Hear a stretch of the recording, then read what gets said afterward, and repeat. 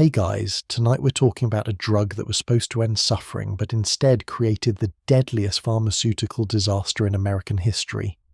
A painkiller so safe that doctors handed it out like candy, so effective that it generated billions in profit, so perfectly engineered that it killed more Americans than heroin, car accidents, and gun violence combined in some years. The company that made it convinced the medical establishment that this drug couldn't cause addiction, a lie so successful that it took 2 decades and 500,000 corpses to fully expose. This isn't a story about a drug gone wrong. It's about a drug that went exactly according to plan. Before we continue, subscribe to the channel if you enjoy these stories. Write in the comments where you're watching from and what time it is. I always find it fascinating to see people from around the world united by one story. To understand how OxyContin destroyed a generation, you first need to understand where oxycodone came from and why anyone thought coating heroin's chemical cousin in slow-release plastic was a good idea. Frankfurt, Germany, 1916. The Great War is devouring Europe, and morphine supplies are running critically low. 2 chemists, Martin Freund and Edmund Speyer, work in a laboratory surrounded by the sounds of distant artillery. They're experimenting with the bane, a compound extracted from opium poppies. The goal seems reasonable. Create a painkiller strong enough for battlefield trauma but without morphine's addictive properties. What they synthesize becomes oxycodone, a molecule that binds to the same brain receptors as morphine but with slightly different chemistry. The German pharmaceutical company Merck begins manufacturing it under the name Eucadal. Doctors use it sparingly, mostly for severe pain in hospital settings. Nobody calls it a miracle. Nobody markets it aggressively.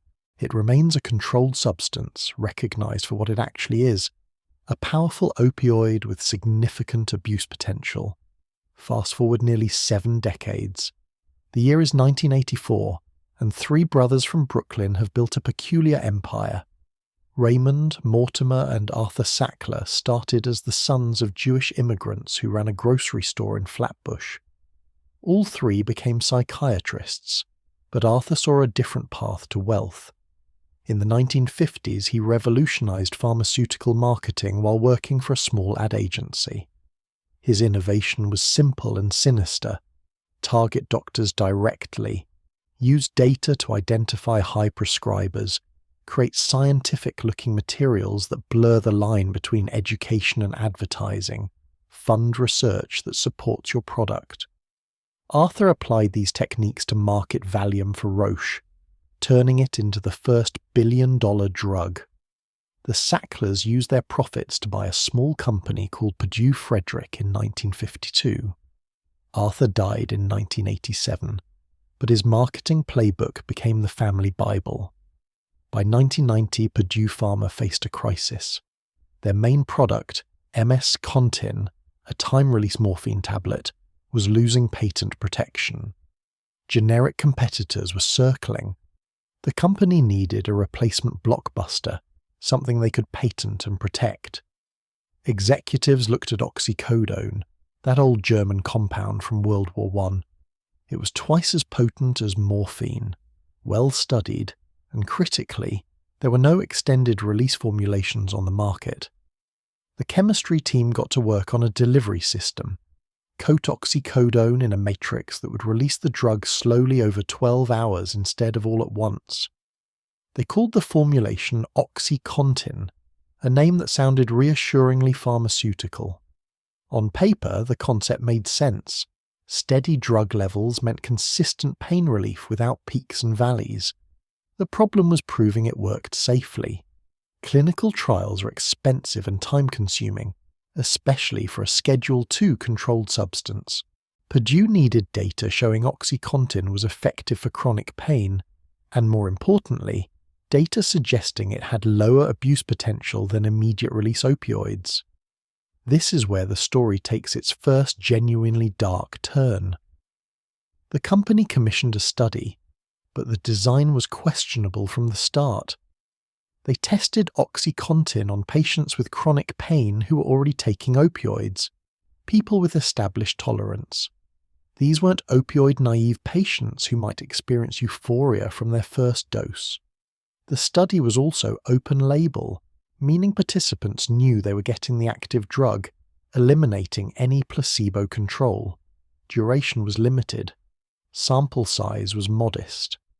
None of this would have passed rigorous scientific scrutiny for such an extraordinary claim. Yet from this thin evidence, Purdue extracted a golden conclusion. The time-release mechanism reduced abuse potential because it prevented the rapid spike in blood concentration that creates euphoria. They packaged this theory in glossy materials and submitted it to the FDA alongside their new drug application. The regulatory review process moved forward through 1994 and 1995. FDA scientists expressed concerns about the high doses. OxyContin would come in strengths up to 160 milligrams, enough oxycodone to kill several opioid-naive adults. Purdue argued these doses were necessary for severe chronic pain, a growing medical concern. The concept of pseudo-addiction was gaining traction in pain management circles. This theory suggested patients seeking more medication weren't addicted but simply undertreated. It was nonsense, but it sounded compassionate. December 1995. The FDA approves OxyContin with a label that will haunt American medicine for decades. Buried in the package insert, a single sentence appears. Delayed absorption as provided by OxyContin tablets is believed to reduce the abuse liability of a drug. That word, believed, carries enormous weight. It's not proven or demonstrated, just believed. The FDA reviewer who approved that language later claimed he was misled by Purdue's data presentations. Whether through deception or negligence, that sentence becomes the foundation for a marketing strategy that would make OxyContin the most prescribed opioid in America within 5 years. The drug hits pharmacies in January 1996. Doctors receive samples.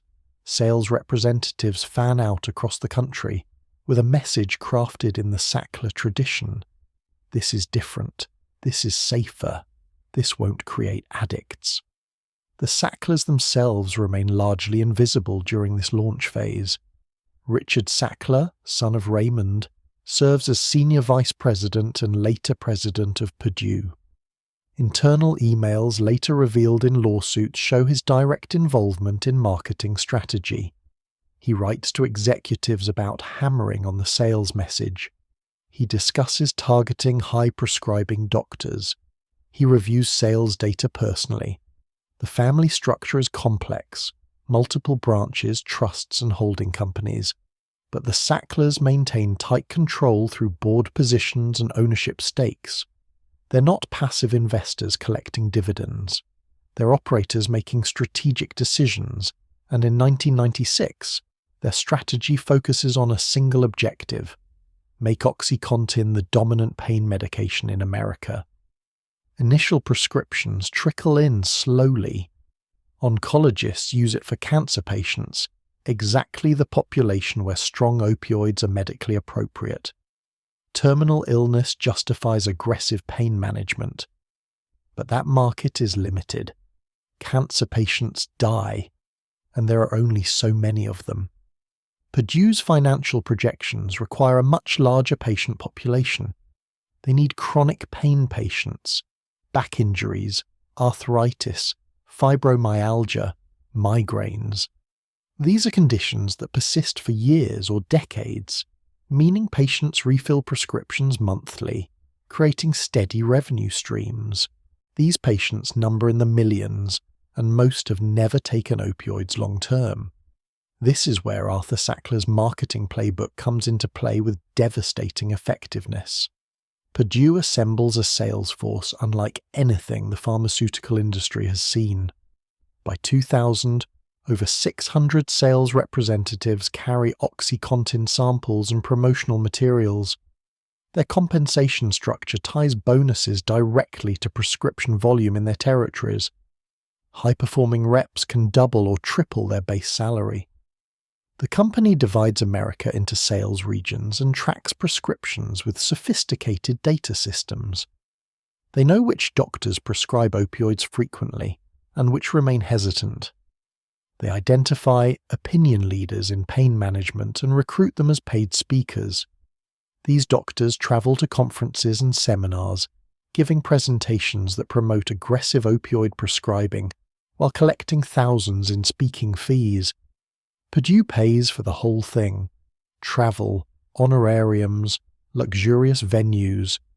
The message spreads through the medical community that pain is undertreated, that fears of addiction are overblown, that OxyContin offers a solution. The company creates a particularly insidious tool, the opioid conversion chart.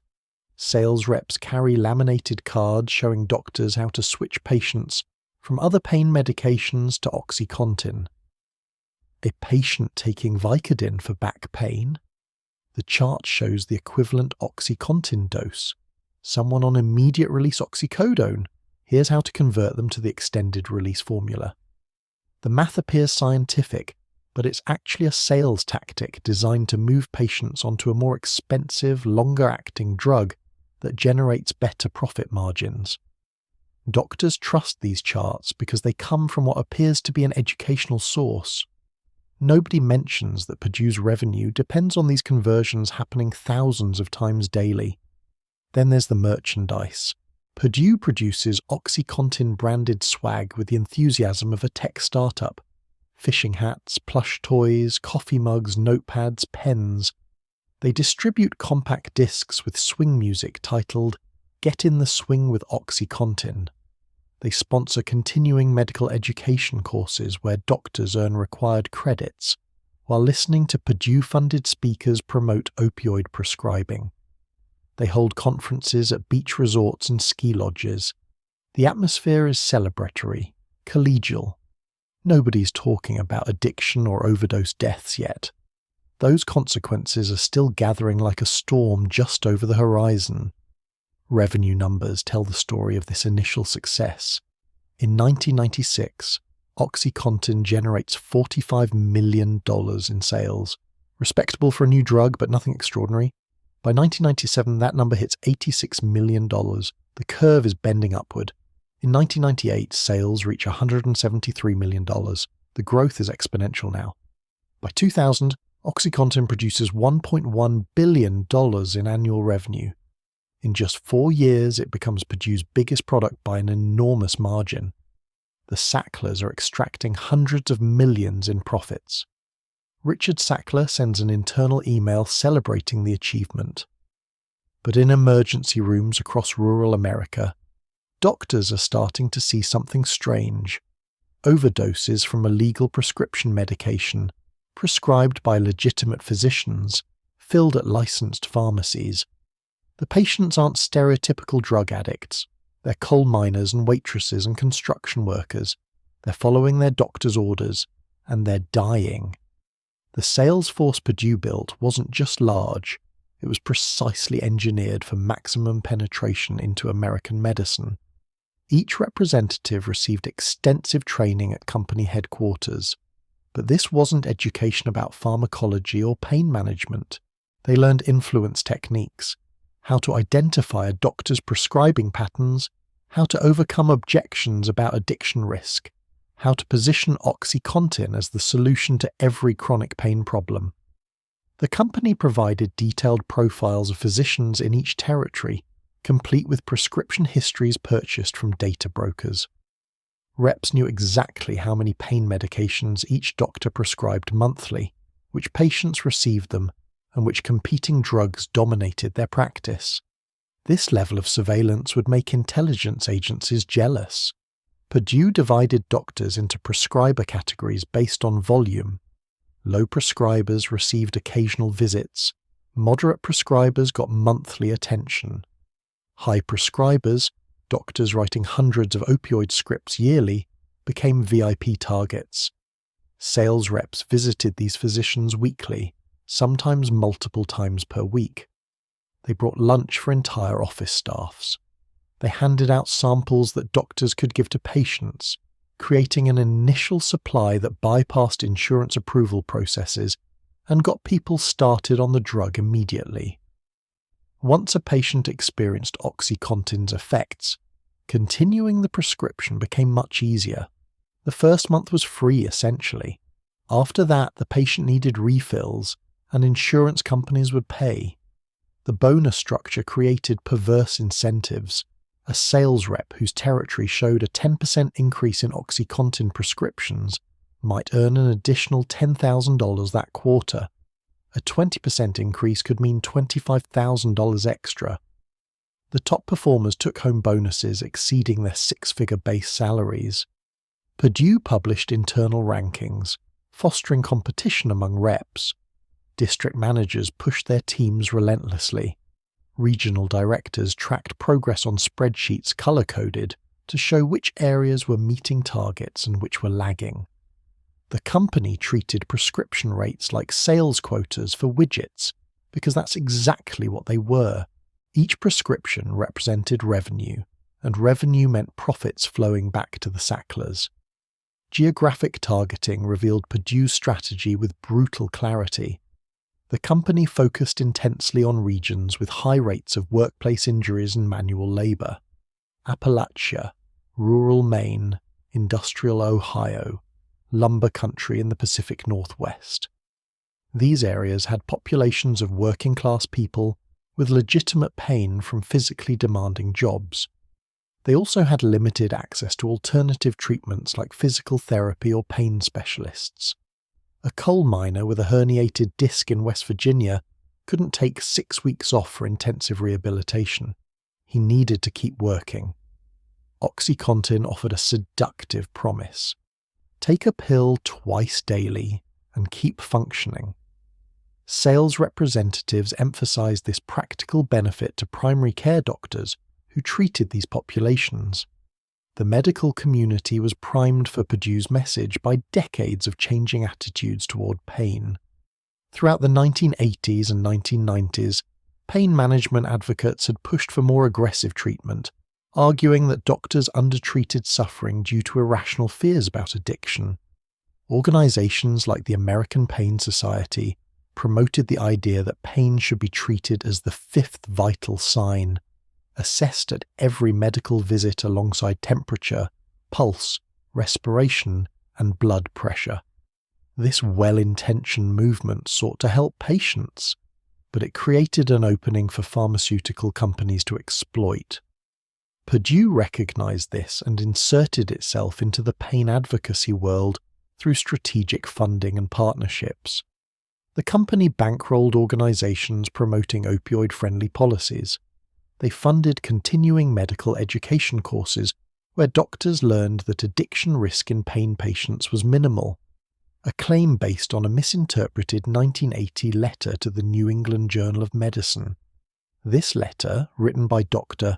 Herschel Jick, noted that among nearly 12,000 hospitalized patients who received opioids for acute pain, only 4 developed addiction.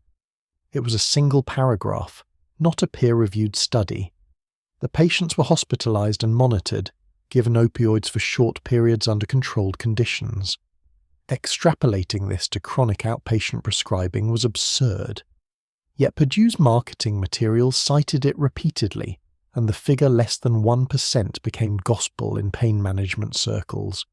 Speaker programs amplified this message. Purdue identified influential physicians in each region, doctors, other physicians respected and consulted for guidance. The company paid these opinion leaders $3,000 to $5,000 per presentation to speak at dinner meetings, hospital grand rounds, and medical conferences. Between 1996 and 2002, Purdue funded over 20,000 pain-related educational events. Doctors attended these sessions, often over catered meals at nice restaurants, and heard their trusted colleagues explain why aggressive opioid prescribing was not only safe, but morally necessary to address undertreated pain. Nobody mentioned that the speakers were paid consultants, or that Purdue funded the entire event. Training materials for sales representatives explicitly instructed them to downplay addiction risks. One internal document told reps to emphasize that addiction occurs in less than 1% of patients treated for pain. Another coaching guide suggested phrases like, "You don't need to worry about addiction in your pain patients," and "The real danger is undertreating their suffering." When doctors expressed concerns about prescribing high doses, reps were trained to respond that undertreated pain causes more harm than opioid therapy. They carried studies, funded by Purdue or conducted by Purdue-paid researchers, showing that chronic pain patients tolerated high opioid doses safely. The studies were real, published in medical journals which gave them credibility. The conflicts of interest were disclosed in fine print that few doctors read carefully. Purdue created a video titled "I Got My Life Back. Patients in Pain Tell Their Story," featuring actors portraying chronic pain patients whose lives improved dramatically after starting opioid therapy. The company distributed 15,000 copies to physicians. The video showed people returning to work, playing with grandchildren, enjoying activities they'd abandoned due to pain. The emotional testimonials were powerful and convincing. What the video didn't show were the same people 2 years later, some of them physically dependent on opioids, some dealing with tolerance requiring escalating doses, some transitioning to addiction. That footage would never be filmed. Regional sales meetings took on the atmosphere of motivational rallies. Managers used sports metaphors to pump up their teams. They celebrated top performers with awards and public recognition. They shared success stories. Dr. X in Tennessee increased his OxyContin prescriptions by 40% after 3 months of consistent visits. Dr. Y in Kentucky switched all her chronic back pain patients from Vicodin to OxyContin. These victories were quantified in prescription data and translated into revenue projections. Nobody asked about patient outcomes beyond pain scores. Nobody tracked addiction rates or overdose deaths. Those metrics weren't part of the incentive structure. The company maintained a customer service line called OxyContin Action Plan that sales reps could call when encountering resistant doctors. Customer service representatives trained in overcoming objections would conference call with the sales rep and physician to address concerns directly. This high-touch approach was unprecedented in pharmaceutical sales. Most drug companies sent reps out to distribute samples and information, but Purdue treated OxyContin like a precious commodity, requiring constant attention and support. They assigned dedicated representatives to manage relationships with the highest prescribing doctors, ensuring these physicians received whatever assistance they needed to keep prescriptions flowing. Purdue's data analytics revealed troubling patterns as early as 1997, though the company would later claim ignorance. Their tracking system showed individual doctors prescribing extraordinary quantities, some writing 200 or 300 OxyContin prescriptions monthly, far beyond what any legitimate medical practice could justify. These outliers should have triggered immediate investigation. Instead, sales representatives were instructed to continue supplying these high-volume prescribers because they generated massive revenue. Internal emails showed district managers celebrating when a doctor in their region entered the top prescriber tier, treating it as a sales achievement rather than a red flag for potential diversion or pill mill activity. Distribution data told an even stranger story. Pharmacies in tiny rural towns were ordering quantities of OxyContin that made no statistical sense given local population. A pharmacy in a town of 500 people might order enough OxyContin to supply 2,000 regular users. Purdue's distribution partners flagged some of these orders as suspicious, but the company approved them anyway. The DEA's regulatory framework required pharmaceutical companies to report suspicious orders, but the definition of suspicious was murky enough that Purdue found plenty of room to maneuver. Revenue targets outweighed caution. Marketing materials evolved to become more aggressive. Early promotional pieces had focused on cancer pain and severe chronic conditions. By 1999, Purdue was marketing OxyContin for moderate pain conditions, arthritis, lower back pain, sports injuries. The expansion into less severe conditions multiplied the potential patient population exponentially. Millions of Americans suffer from chronic lower back pain. If even a small percentage of them started taking OxyContin twice daily, the revenue implications were staggering.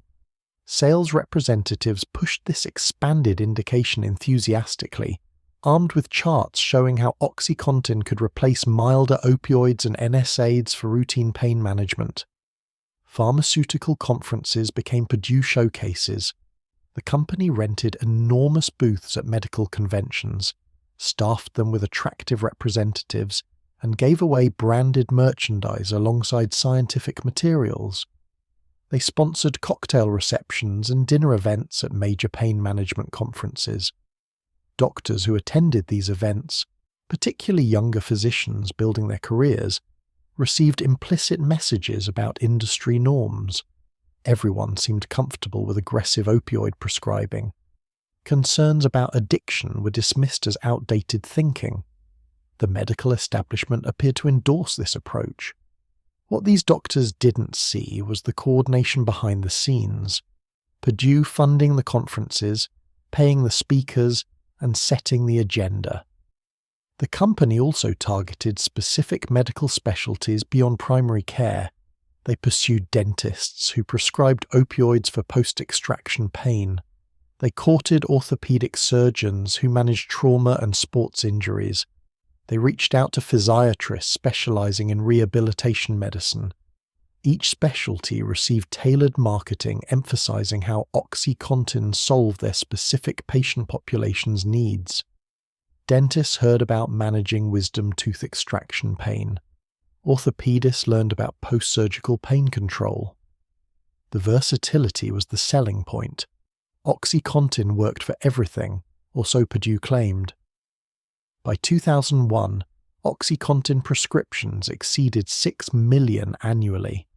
That's 6 million individual prescriptions, many of them monthly refills for chronic pain patients, representing billions of pills entering American medicine. Purdue's revenue from OxyContin alone approached $1.5 billion yearly. The Sackler family was extracting hundreds of millions in profits annually. Richard Sackler pushed for even more aggressive marketing. Internal company emails from this period show executives discussing expansion plans, more sales reps, bigger territories, higher targets. The machine was running at full capacity, but leadership wanted more. They wanted growth rates sustained, market share protected, generic competition blocked through patent extensions. OxyContin had become too profitable to let anything slow it down. Then emergency rooms started filling up with a new kind of patient. These weren't heroin addicts from urban street corners. They were teenagers from suburban neighborhoods, workers from factory towns, nurses and teachers and mechanics. They'd crushed OxyContin tablets and snorted the powder, or dissolved it and injected the solution. The time-release coating that supposedly prevented abuse was laughably easy to defeat. Just chew the pill, crush it with a spoon, or soak it briefly in water. Purdue knew this was possible. Their own research had tested the coating's durability. But warning doctors that the abuse-deterrent claims were essentially marketing fiction would have killed sales. So the company stayed quiet and counted the money while bodies started piling up in morgues across America. The people who became OxyContin's victims weren't looking for a high. A 42-year-old coal miner in Logan County, West Virginia, injured his back when a support beam shifted in a tunnel 800 feet underground. 3 crushed vertebrae. His company doctor prescribed OxyContin 40 million twice daily, explaining it would let him return to work within weeks instead of months. The miner took the pills exactly as directed. Pain diminished. He went back underground, operating heavy machinery while opioids flooded his system. After 6 weeks, the prescription should have ended. Instead, his doctor renewed it. The pain returned if he skipped a dose, worse than before the injury. What he didn't understand was withdrawal masquerading as recurring pain. His body had become dependent. A 38-year-old waitress in Portsmouth, Ohio, suffered from fibromyalgia, a condition causing widespread muscle pain that doctors struggled to treat effectively. Her rheumatologist had tried various medications with limited success. In 2000, he suggested OxyContin after attending a Purdue-sponsored seminar on pain management. She started at 20 ml twice daily. The relief was immediate and remarkable. For the first time in years, she worked full shifts without debilitating pain. She trusted her doctor completely. Why wouldn't she? He'd treated her other conditions competently. What neither of them fully grasped was that opioids don't actually treat fibromyalgia. They just mask symptoms while creating physiological dependence. 6 months later, 20 ml no longer worked. Her doctor increased the dose to 40 ml, then 60 ml. The tolerance built relentlessly. A 29-year-old construction worker in rural Kentucky tore his rotator cuff installing drywall. Surgery went well, and his orthopedic surgeon prescribed OxyContin for post-operative pain. Standard practice. The young man had never taken anything stronger than ibuprofen. That first OxyContin pill didn't just relieve pain, it produced a warm euphoria, an overwhelming sense of well-being he'd never experienced. His anxiety about bills and work vanished. Everything felt manageable. When the prescription ran out after 2 weeks, the pain had largely healed, but something else remained. A profound desire to feel that way again. He called his surgeon requesting more pills. The surgeon, concerned about post-surgical complications, wrote another prescription. The construction worker was now chasing a feeling, not treating pain. These weren't isolated cases. Across Appalachia, the Rust Belt, rural New England, and the Pacific Northwest, similar stories multiplied by thousands. Purdue's targeted marketing had identified exactly the right populations: working people with physically demanding jobs, limited healthcare options, and a cultural tendency to tough out problems without complaint. These communities had been economically devastated by factory closures and mining industry decline. OxyContin offered an escape from physical pain, and increasingly an escape from economic despair. The pills became a dual-purpose drug, legitimate medicine that also produced powerful mood alteration. Doctors, trained by Purdue to prescribe aggressively, complied when patients requested higher doses or early refills. The company's educational materials had emphasized that tolerance was normal, that dose escalation was appropriate pain management, that requests for more medication indicated inadequate treatment rather than addiction. This framework inverted traditional medical caution. A doctor refusing to increase an opioid prescription could be accused of undertreating pain, potentially facing complaints or even lawsuits. The liability ran in the wrong direction. Prescribing more was safer professionally than prescribing less. The time-release mechanism that Purdue marketed as revolutionary was failing in predictable ways. Many patients metabolized the coating faster than the advertised 12 hours. Pain returned at hour 8 or 9, creating a cycle of relief and discomfort that mimicked withdrawal. Patients took their next dose early to prevent pain from breaking through. What was prescribed as twice daily became 3 times daily through patient initiative. Tolerance accelerated. Monthly prescriptions ran out early. Doctors, hearing complaints of inadequate pain control, increased dosages rather than recognizing the fundamental problem. The patients were physically dependent and experiencing withdrawal, not inadequate pain treatment. Some patients discovered the coating's vulnerability accidentally. A man with difficulty swallowing crushed his OxyContin tablet to mix with applesauce and experienced an overwhelming rush, the entire 12-hour dose hitting his system at once.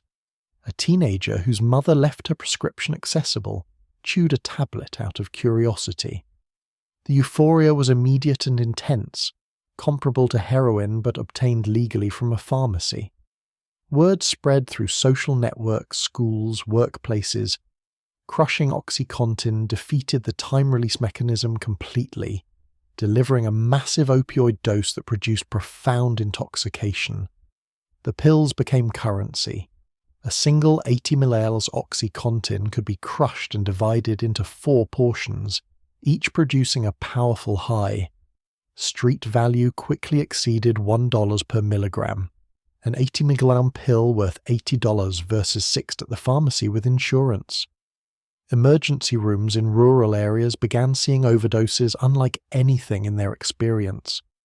A 17-year-old girl in Maine, daughter of a lobsterman, found her grandmother's OxyContin prescription and took 2 40 ml tablets at a party. She'd never used opioids before. Her friends found her unresponsive in a bathroom, lips blue, breathing 3 times per minute. The ER doctor administered naloxone, a drug that reverses opioid overdoses, and she survived. But she was the first of what would become a weekly occurrence. Hospital staff noticed the pattern. Teenagers and young adults overdosing on prescription medications obtained from family medicine cabinets, or bought from classmates whose parents had prescriptions. Pharmacies in small towns started ordering quantities that defied logic. In Kermit, West Virginia, a town with 392 residents, one pharmacy ordered 9 million hydrocodone and oxycodone pills over 2 years. That's nearly 23,000 pills per resident, including children and elderly who weren't taking opioids. The pills weren't staying in Kermit. The town had become a distribution hub. People drove from surrounding counties to get prescriptions filled at pharmacies known for not asking questions. Some patients visited multiple doctors, doctor shopping, collecting prescriptions from each, then filling them at different pharmacies. A motivated individual could accumulate hundreds of pills monthly, selling most for profit while keeping some for personal use. Pill mills emerged as a new phenomenon.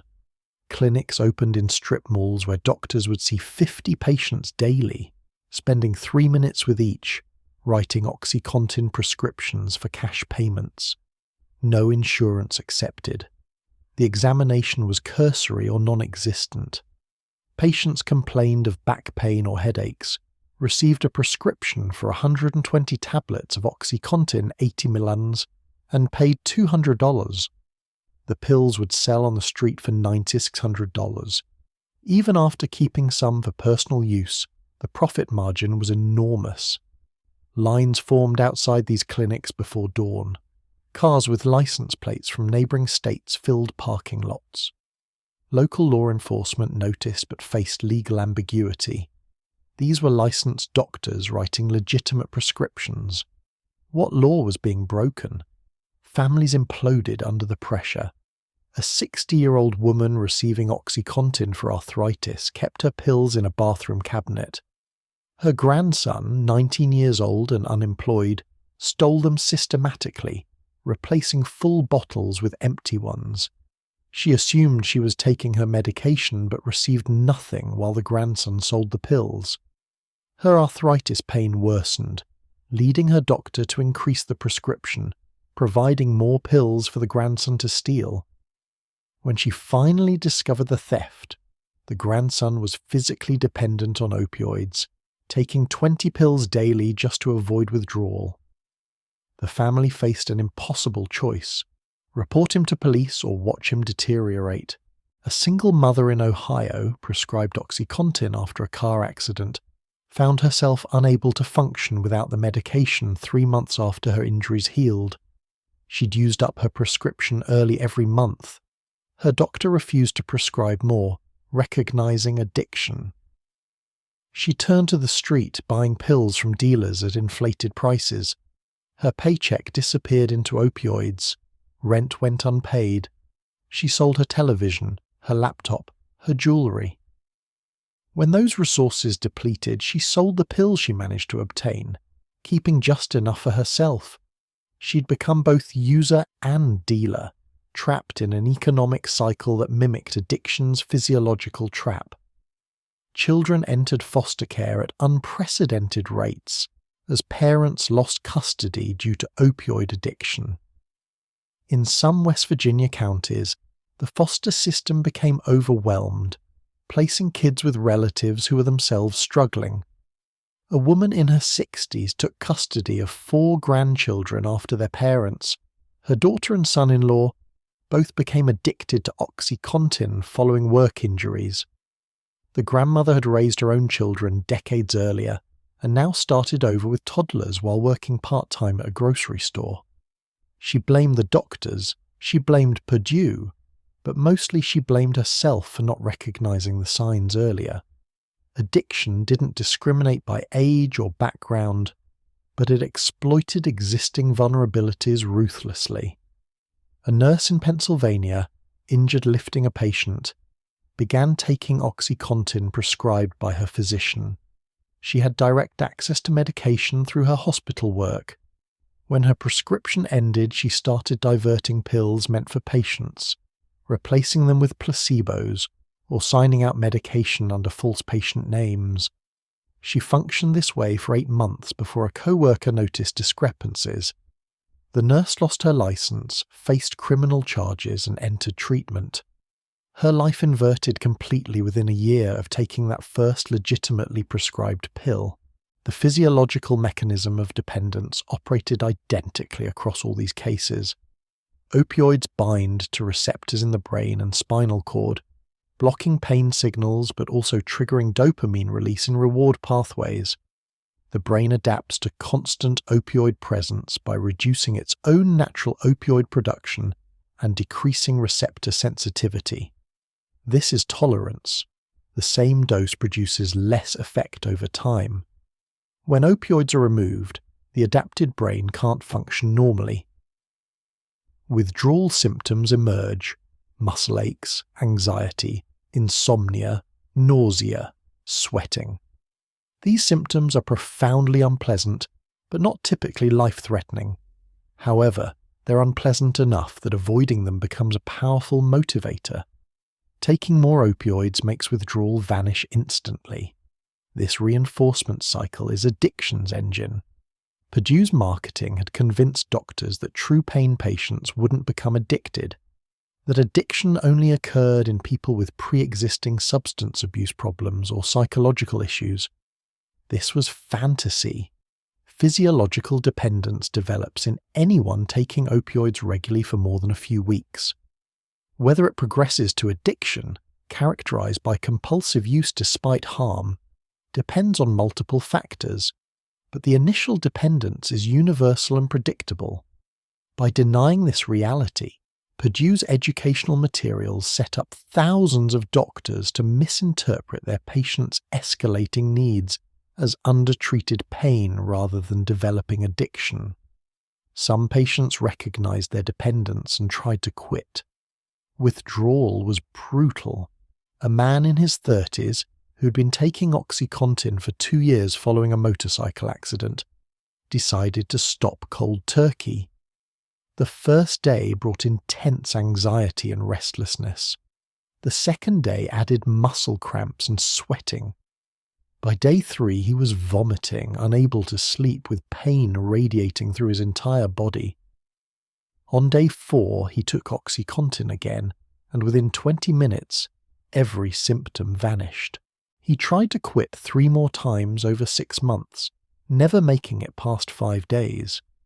Eventually, he gave up trying and accepted that he needed the medication indefinitely.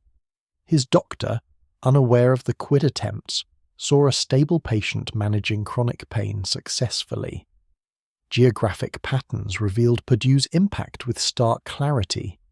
Counties where OxyContin prescriptions were highest showed dramatic spikes in emergency room visits, overdose deaths, and addiction treatment admissions.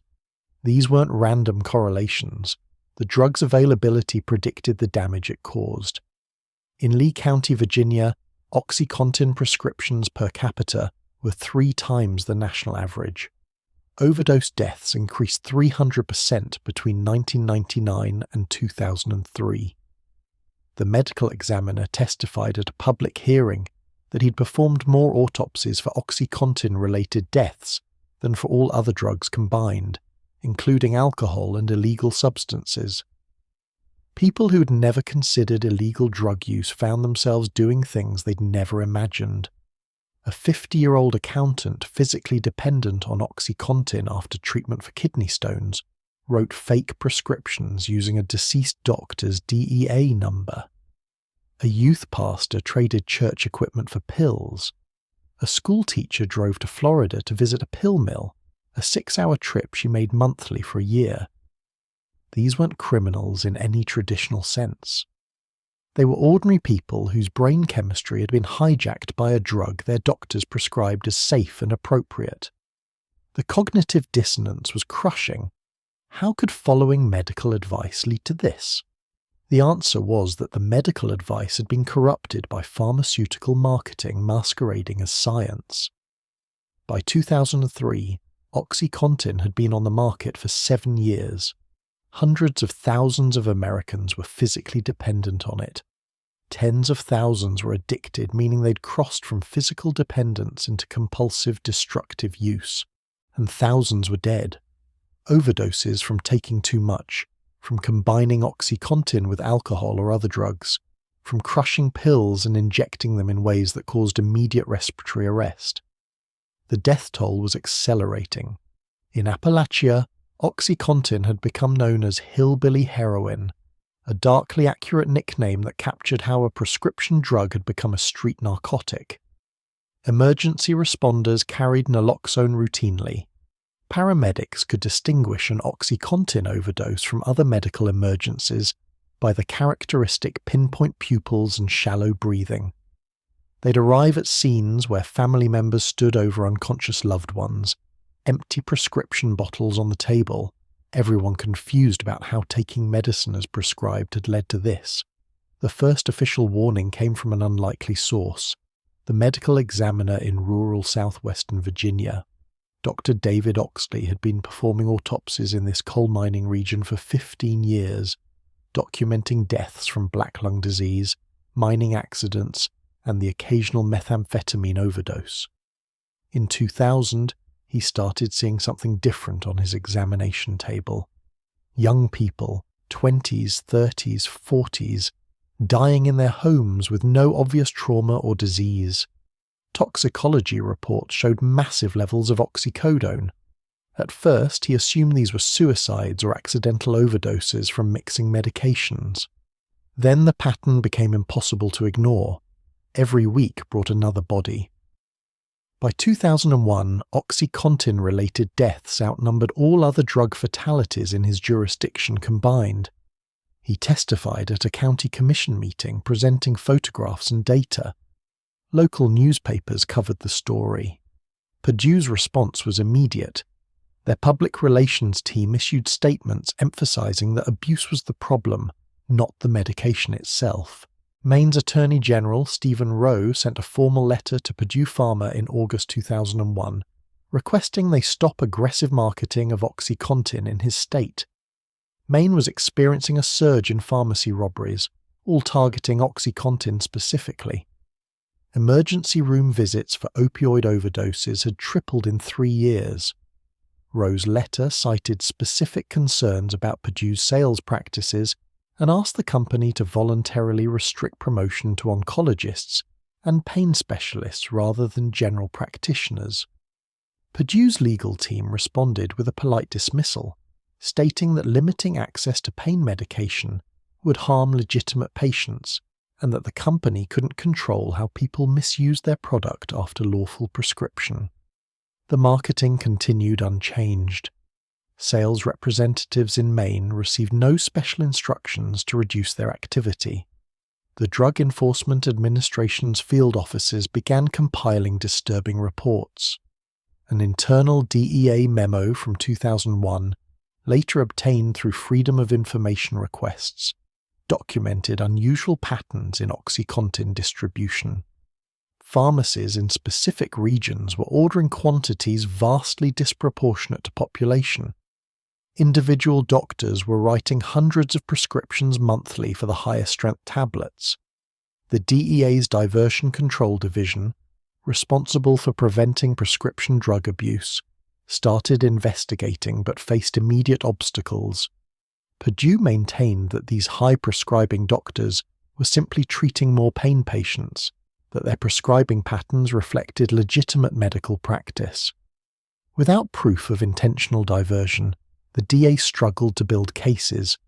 Meanwhile, pills flowed steadily from manufacturers to distributors, to pharmacies to patients, and increasingly to street dealers.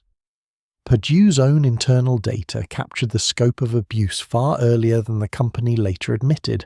Sales representatives filed reports documenting conversations with pharmacists who mentioned customers crushing pills or patients exhibiting obvious signs of addiction. These reports were entered into Purdue's database, creating a documented record that executives reviewed. A woman working in Purdue's compliance department later testified in depositions that she flagged multiple problematic prescribers to her supervisors, providing evidence of doctors running pill mills. Her recommendations to cease supplying these physicians were overruled. The revenue they generated was too substantial. Management decided to continue distribution while documenting their internal concerns, a strategy that would prove legally disastrous but financially lucrative in the short term. Emergency rooms across eastern Kentucky began comparing notes. Doctors who'd initially treated OxyContin overdoses as isolated incidents realized they were confronting an epidemic. One hospital in Pike County treated 42 opioid overdoses in a single month, more than they'd seen in the entire previous year. The demographics were striking. Most patients were under 40, most were employed or recently employed, most had started with legitimate prescriptions before transitioning to crushing pills for faster effects. The hospital convened a meeting with local law enforcement and public health officials. They invited a Purdue representative to attend. The Purdue official listened to their concerns, took notes, and explained that the company took abuse seriously, but couldn't be held responsible for intentional misuse of their medication. He suggested better patient education and more careful prescribing. He did not suggest reducing the drug's availability or changing the marketing strategy. Media coverage began accelerating in 2001 and 2002. The New York Times published an investigation titled "Cancer Painkillers Pose New Abuse Threat" in 2001, documenting how OxyContin had become a street drug in rural communities. The Los Angeles Times ran a series examining pharmaceutical marketing practices. Local newspapers in affected regions printed obituaries of young overdose victims, alongside investigative pieces about pill mills and pharmacy robberies. This coverage created public awareness, but also inadvertently spread information about the drug's effects when crushed, potentially introducing OxyContin to populations who hadn't previously known about it. Purdue's stock response to media inquiries emphasized that they were committed to preventing abuse while ensuring patients maintained access to necessary medication. Lawsuits began trickling into courts. Families of overdose victims sued Purdue, alleging wrongful death through deceptive marketing. Personal injury attorneys filed cases on behalf of people who'd become addicted after being prescribed OxyContin. These early lawsuits faced significant obstacles, proving that a pharmaceutical company was liable for harm caused by its properly manufactured and FDA-approved product, required demonstrating that the company had misrepresented the drug's safety or hidden known risks. Purdue's legal team was formidable and well-funded. They argued that addiction resulted from patient choices and doctor decisions, not company actions. Many early lawsuits settled quietly with confidentiality agreements that prevented public disclosure of evidence. This legal strategy kept damaging internal documents sealed and prevented patterns from becoming visible across multiple cases. Inside Purdue, Email exchanges revealed a company fully aware of the crisis it had created. In a 2001 email, Richard Sackler wrote to executives about the need to hammer on the abusers in every way possible. He suggested that people who became addicted to OxyContin were criminals who should be punished, not victims of over-prescribing or deceptive marketing. Other executives discussed strategies for deflecting blame onto patients and physicians. A marketing director proposed emphasizing responsible prescribing in their materials, shifting focus to doctor education rather than acknowledging any problems with the drug itself or the company's sales tactics. These emails, hidden for years, demonstrated that leadership understood abuse was widespread, while simultaneously implementing strategies to avoid corporate responsibility. The FDA began receiving adverse event reports at an overwhelming rate. By law, drug manufacturers must report serious adverse events, including deaths, to the FDA's MedWatch system. Between 1996 and 2001, Purdue submitted thousands of reports documenting OxyContin-related deaths and serious injuries. The FDA's Oversight Division reviewed these reports, but lacked resources to conduct comprehensive investigations. The agency operates largely on industry-provided data, creating a system where companies self-report problems that might lead to restrictions on their profitable products. The FDA did issue warnings to Purdue about specific marketing materials that overstated safety, but these warnings resulted in minor modifications to promotional pieces rather than fundamental changes to strategy. Prescription monitoring programs, designed to track patients receiving controlled substances from multiple doctors, existed in some states but remained poorly implemented. A patient could visit a doctor in West Virginia, get a prescription, then drive to Virginia and see another doctor, collecting multiple prescriptions without either physician knowing. Pharmacies rarely cross-reference prescriptions filled at competing stores. The technology to create real-time databases existed, but privacy concerns, implementation costs, and pharmaceutical industry lobbying prevented widespread adoption. This monitoring gap allowed doctor shopping to flourish. Individuals could accumulate hundreds of pills monthly, far beyond any legitimate medical need, with minimal risk of detection. Purdue's sales force received mixed messages. Corporate leadership sent occasional reminders about detecting and reporting suspicious prescribing patterns, creating a paper trail of apparent compliance. Simultaneously, the bonus structure continued rewarding increased prescription volume regardless of appropriateness. Sales representatives faced a choice: report concerning prescribers and watch their bonuses shrink, or look the other way and maximize earnings. Most chose pragmatism over ethics. A few representatives resigned, disturbed by what they witnessed. One former rep later testified that she watched doctors spend 3 minutes with patients before writing OxyContin prescriptions, then reported this to her district manager, only to be told the company couldn't interfere with medical practice. She quit within 6 months, unable to reconcile the gap between corporate rhetoric about patient safety and actual business practices. State medical boards, responsible for disciplining physicians, struggled to keep pace.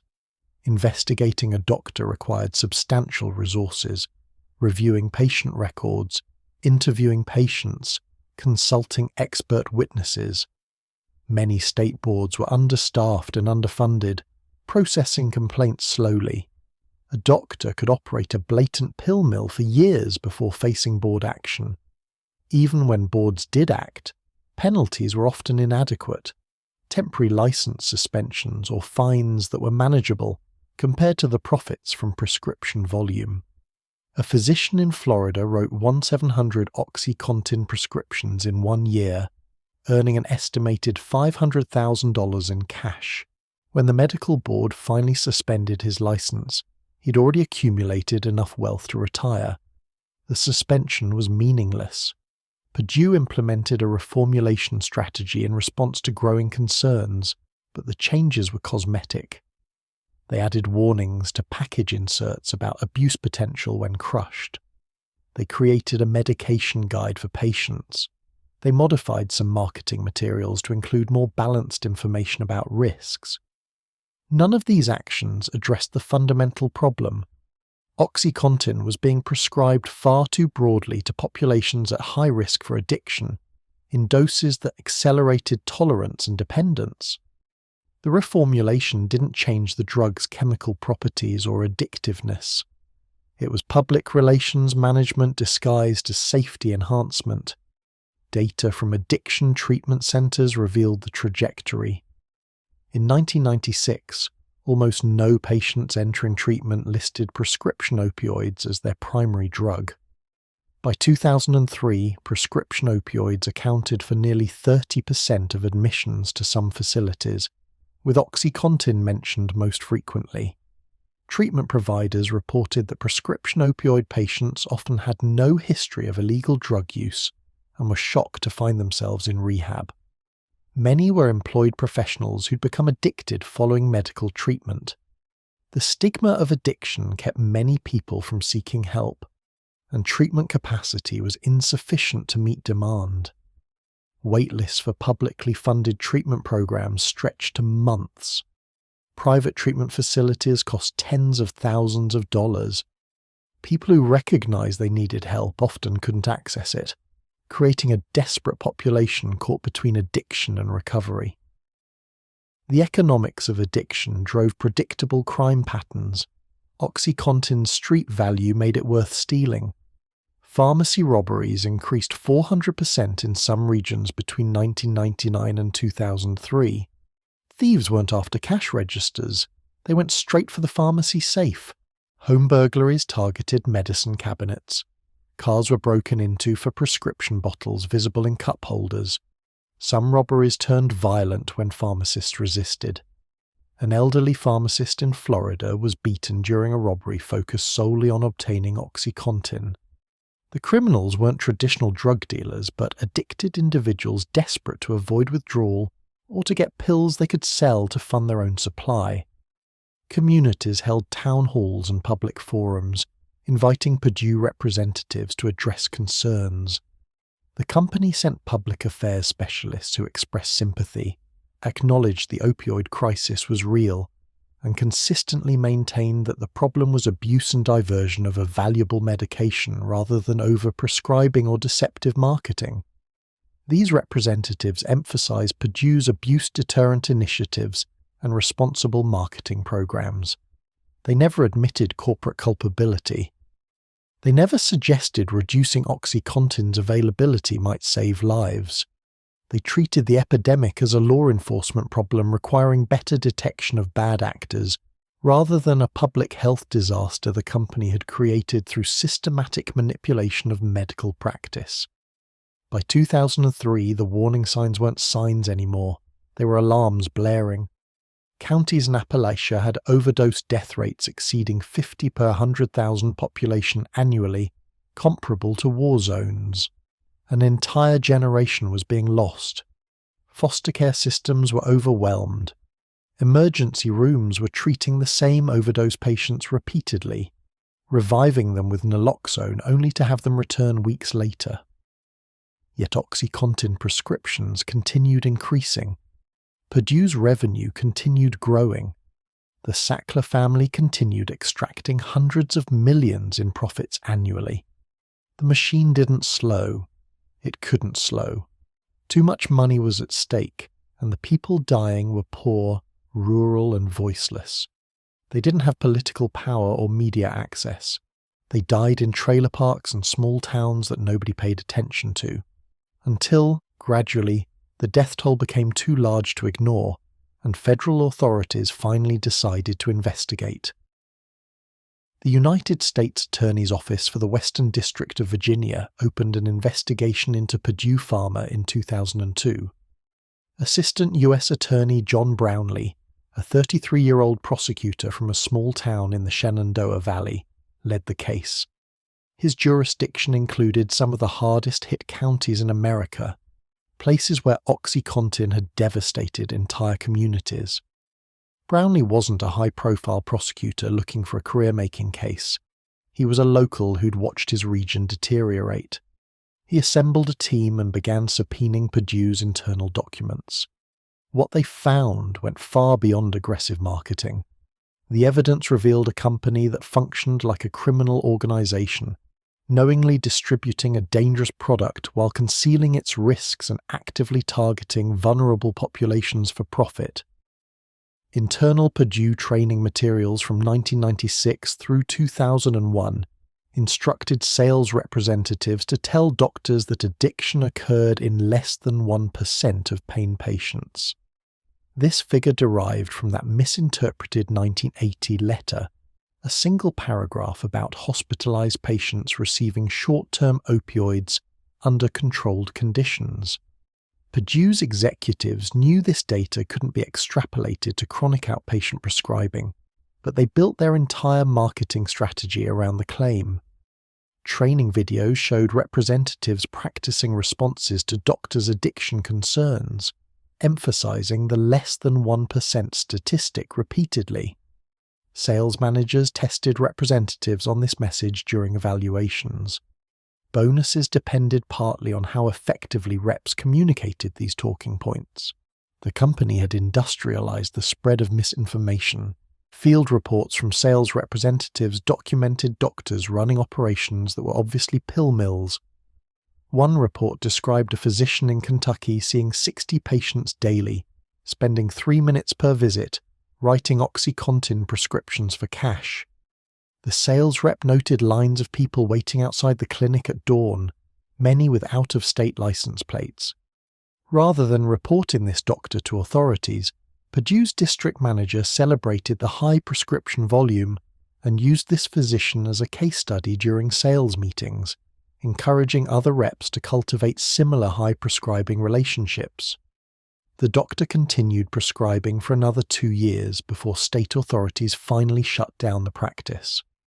During those 2 years, Purdue supplied him with thousands of OxyContin samples and promotional materials. Purdue's data analytics division tracked prescribing patterns with sophisticated software, identifying the top prescribers in each region. The company created tiered categories: low prescribers, moderate prescribers, and high prescribers. Sales representatives received instructions to focus most attention on high prescribers because they generated disproportionate revenue. A single high prescribing doctor could write more OxyContin prescriptions annually than 50 conservative prescribers combined. This targeting strategy was explicit and documented in internal memos. Management reviewed regional performance based partly on success in moving doctors into higher prescriber tiers.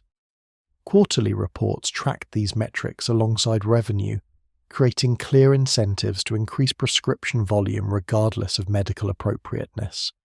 Distribution data revealed impossible anomalies that Purdue approved anyway.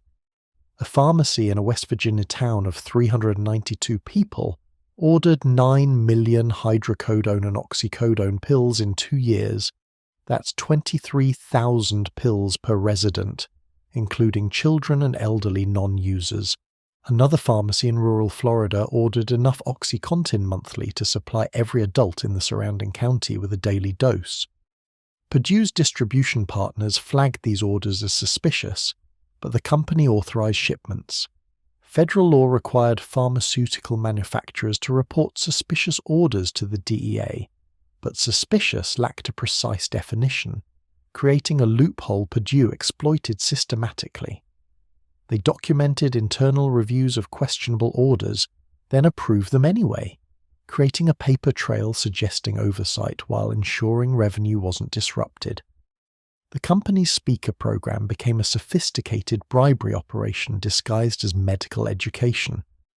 Purdue identified influential physicians in each region and recruited them as paid speakers, offering $3,000 to $5,000 per presentation. These doctors gave talks at hospital grand rounds, medical conferences and dinner meetings, promoting aggressive opioid prescribing while presenting themselves as independent experts rather than paid consultants. Between 1996 and 2002, Purdue spent over $40 million on these speaker programs, hosting more than 20,000 events. The company provided slide presentations that speakers delivered with minimal modification.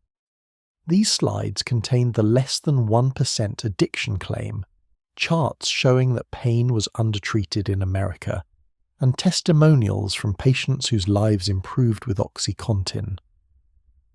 Doctors attending these sessions heard trusted colleagues deliver what sounded like objective medical information, but was actually scripted corporate messaging. Internal emails from executives revealed awareness of the crisis paired with strategies to deflect responsibility.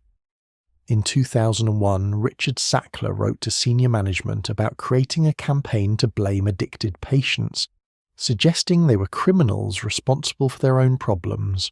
Other emails discussed how to respond to negative media coverage by emphasizing that abuse was a law enforcement issue rather than a medical or pharmaceutical company problem.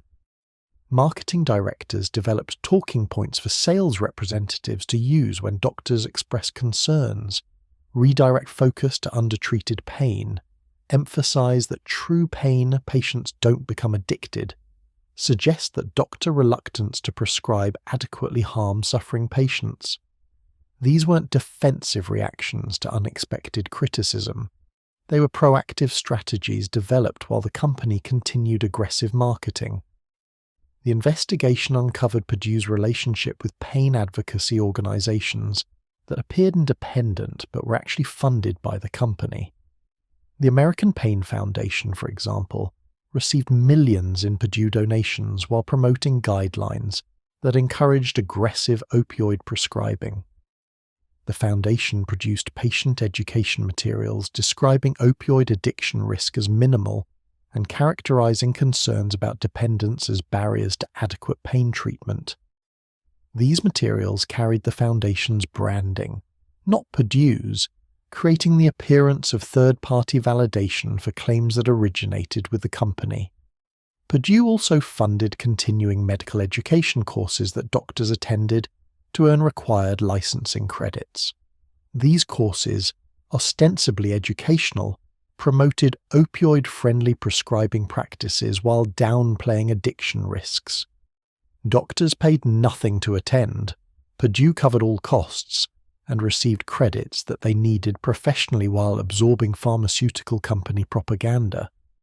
Financial records showed the Sackler family extracting money from Purdue at an accelerating rate. Between 1995 and 2007, they withdrew over $4 billion from the company through various mechanisms: direct dividends, consulting fees, payments to family-controlled entities. This wasn't passive investment return. Family members held executive positions and made operational decisions while simultaneously draining assets. As legal threats mounted in the early 2000s, the withdrawals accelerated. They were moving money out before potential judgments or settlements could claim it. The family also began transferring assets into complex trust structures and offshore accounts, creating barriers to future legal claims. They knew exposure was coming and were protecting their wealth systematically. Prosecutors discovered that Purdue had commissioned internal studies examining whether their marketing claims could be substantiated. One confidential research report from 1999 concluded that the less than 1% addiction claim lacked adequate scientific support and shouldn't be used in promotional materials. Company executives received this report and chose to continue using the claim anyway.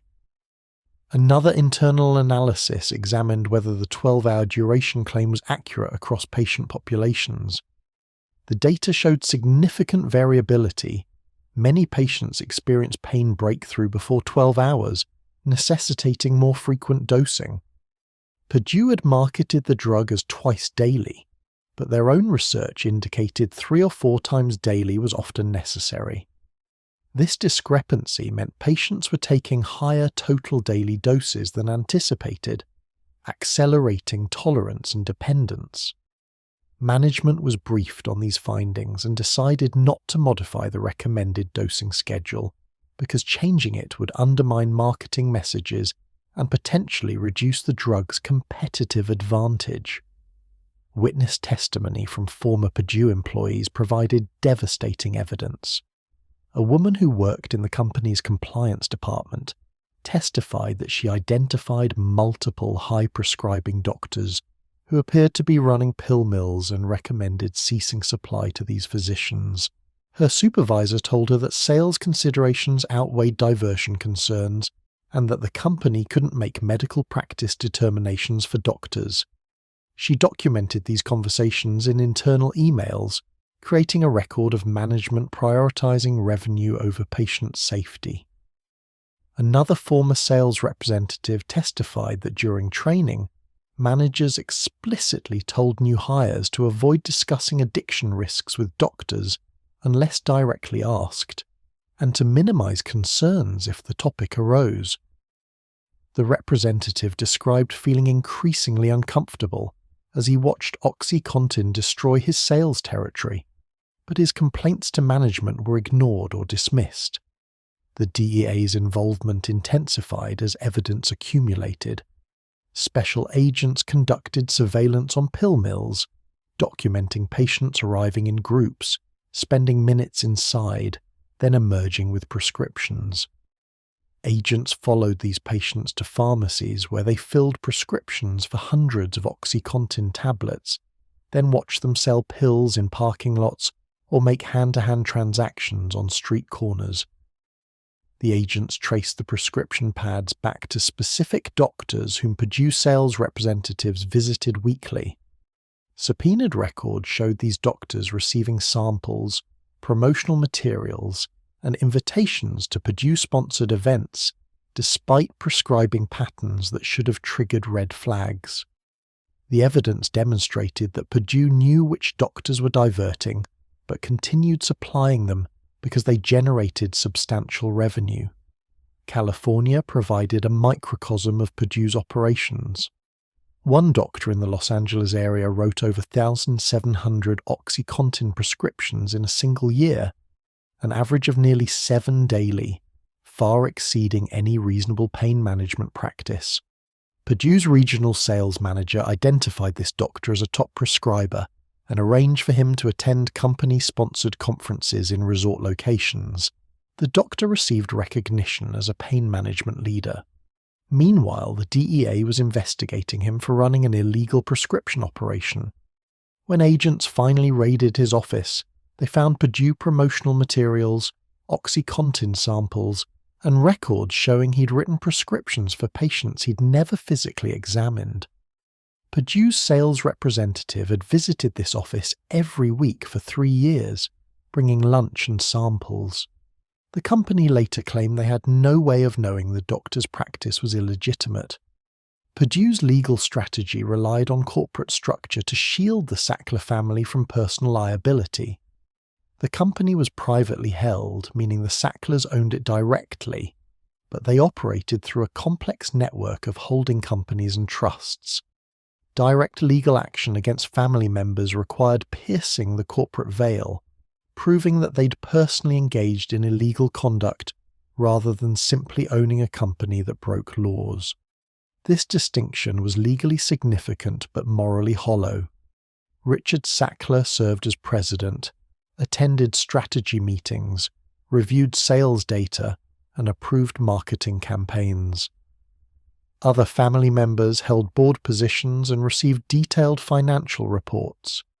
They weren't distant shareholders. They were operators making decisions that killed thousands of people. Yet corporate law provided substantial protection. By 2006, prosecutors had assembled an overwhelming case.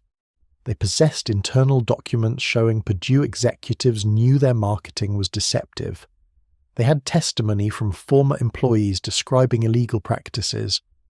They had statistical evidence demonstrating that OxyContin marketing targeted vulnerable populations.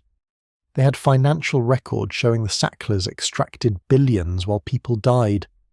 The evidence supported criminal charges under federal drug distribution laws and wire fraud statutes.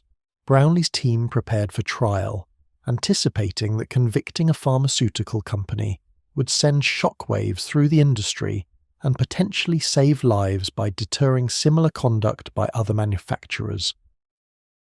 Purdue retained an army of lawyers from multiple white shoe firms, spending millions on legal defense. Their strategy combined several approaches: challenge evidence admissibility, argue that corporate decisions couldn't constitute criminal intent, emphasize that doctors made prescribing decisions independently, and ultimately negotiate a settlement that would avoid trial. The company approached the Justice Department offering a plea bargain. They would plead guilty to misbranding OxyContin, a relatively minor charge, pay substantial fines and implement reforms. In exchange, no executives would face jail time, and the Sackler family would face no charges. The proposal was morally repugnant but legally appealing: guaranteed conviction and significant financial penalty versus risky trial that could result in acquittal or minimal penalties. May 10, 2007. Purdue Pharma and 3 executives pleaded guilty in federal court to misbranding OxyContin with the intent to defraud or mislead. The specific crime was claiming the drug was less addictive and less subject to abuse than other opioids. The company agreed to pay $634 million in fines and penalties. The 3 executives, Michael Friedman, CEO, Howard Udell, Chief Legal Officer, and Paul Goldenheim, Chief Scientific Officer, each pleaded guilty to misdemeanor charges. Their sentences: 400 hours of community service, 3 years probation, and fines totaling $34.5 million. No jail time. Not a single day. They'd run a criminal operation that killed thousands, made billions, and walked away with probation. Richard Sackler and the rest of the family faced no charges whatsoever, protected by corporate structure despite their operational control and direct involvement in marketing decisions. The settlement included a corporate integrity agreement requiring Purdue to implement compliance programs, restrict marketing practices, and submit to monitoring. On paper, it looked like accountability. In reality, it was permission to continue with minor modifications. Purdue issued a press release accepting responsibility and promising reform. They hired a compliance officer and created internal review committees. Sales continued. Revenue continued. The Sacklers continued extracting money. The guilty plea was treated as a cost of doing business, a legal problem to be managed and resolved, not a moral reckoning or operational transformation. Within months, Purdue sales representatives were back in doctors' offices promoting OxyContin, using slightly modified language but selling the same product to the same vulnerable populations. The machine paused briefly, then resumed operation. The crackdown that was supposed to solve the problem made everything catastrophically worse. Around 2010, authorities finally implemented the reforms that public health experts had demanded for years. Prescription drug monitoring programs went nationwide. Doctors faced scrutiny for high-volume prescribing. Pharmacies installed new security measures, and Purdue introduced a reformulated OxyContin that was harder to crush or dissolve. The legal supply contracted dramatically. Prescriptions declined by 40% in some regions. Politicians declared victory. Then people started dying at triple the previous rate. The fundamental miscalculation was assuming that cutting off legal supply would end the crisis. Millions of Americans were now physiologically dependent on opioids after years of medical prescribing. Their brain chemistry had adapted to constant opioid presence.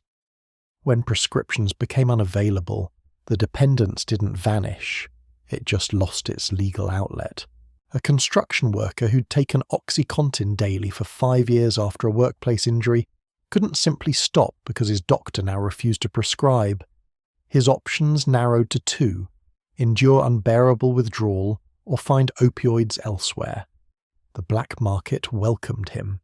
Heroin filled the void with terrifying efficiency. Street dealers recognized the massive demand instantly. A person addicted to OxyContin needed the same brain receptors activated that heroin targets. Both are opioids, chemically similar, producing nearly identical effects. An 80-million OxyContin pill cost $80 on the street. An equivalent dose of heroin cost $20. The price difference alone drove the transition, but availability mattered more. OxyContin required finding someone with excess prescription pills.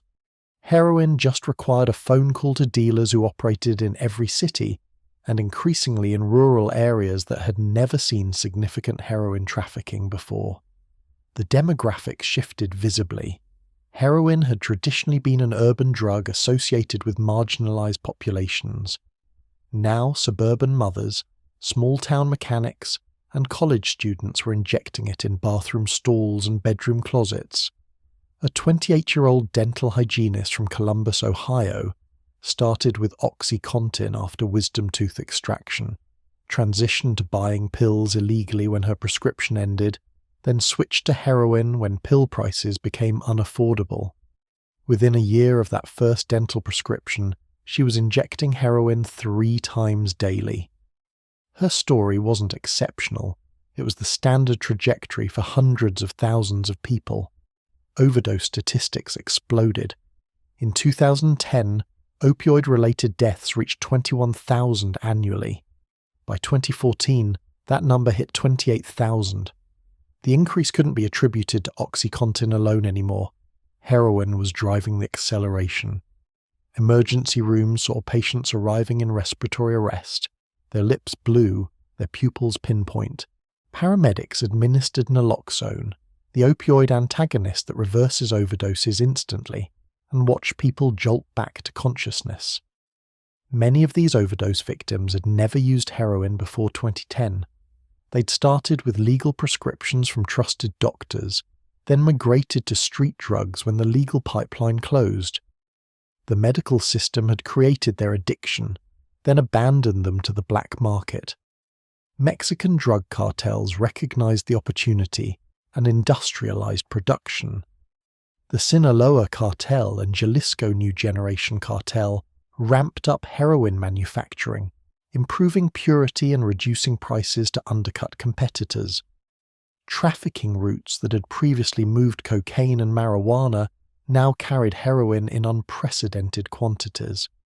Border seizures increased, but interdiction caught perhaps 10% of shipments.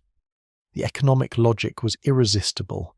American demand was enormous, profit margins were exceptional, and enforcement was manageable. Cartels could produce a kilogram of heroin for roughly $6,000 and sell it wholesale in the US for $50,000. Retail distribution multiplied that value several times over. Then fentanyl appeared, and the death toll went exponential. Fentanyl is a synthetic opioid, originally developed for surgical anesthesia and cancer pain management. It's 50 times more potent than heroin, meaning a tiny amount produces profound effects.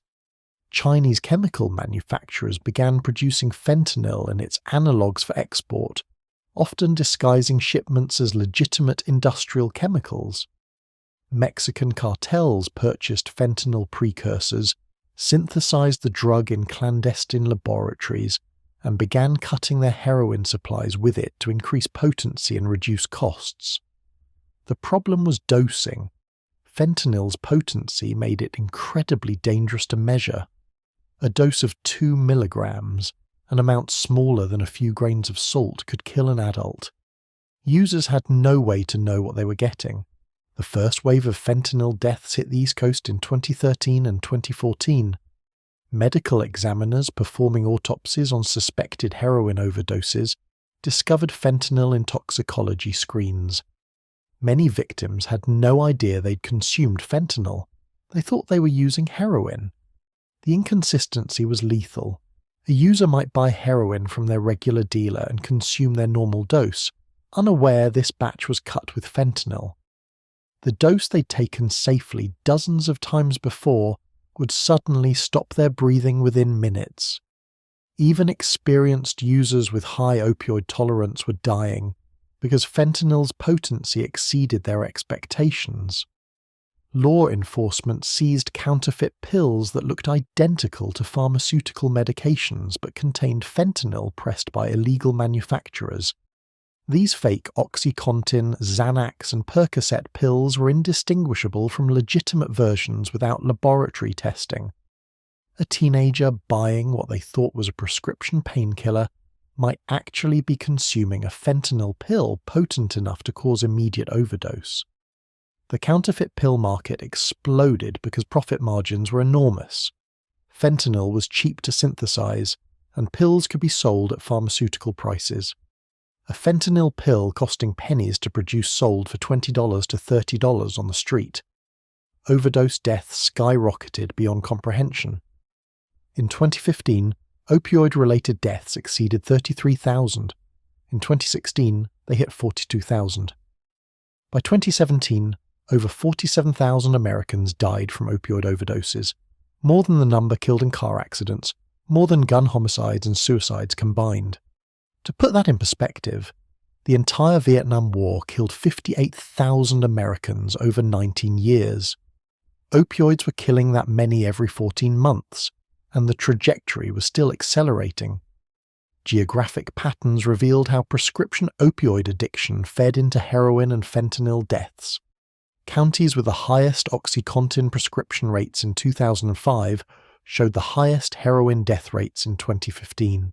The correlation was nearly perfect. Purdue's marketing maps from the 1990s could predict where people would die from fentanyl overdoses 20 years later. West Virginia, eastern Kentucky, southwestern Ohio, the regions where Purdue had focused sales efforts most intensely, were experiencing mortality rates comparable to war zones. Some counties lost more than 1% of their population to overdoses in a 5-year span. The demographic impact was unprecedented for a developed nation.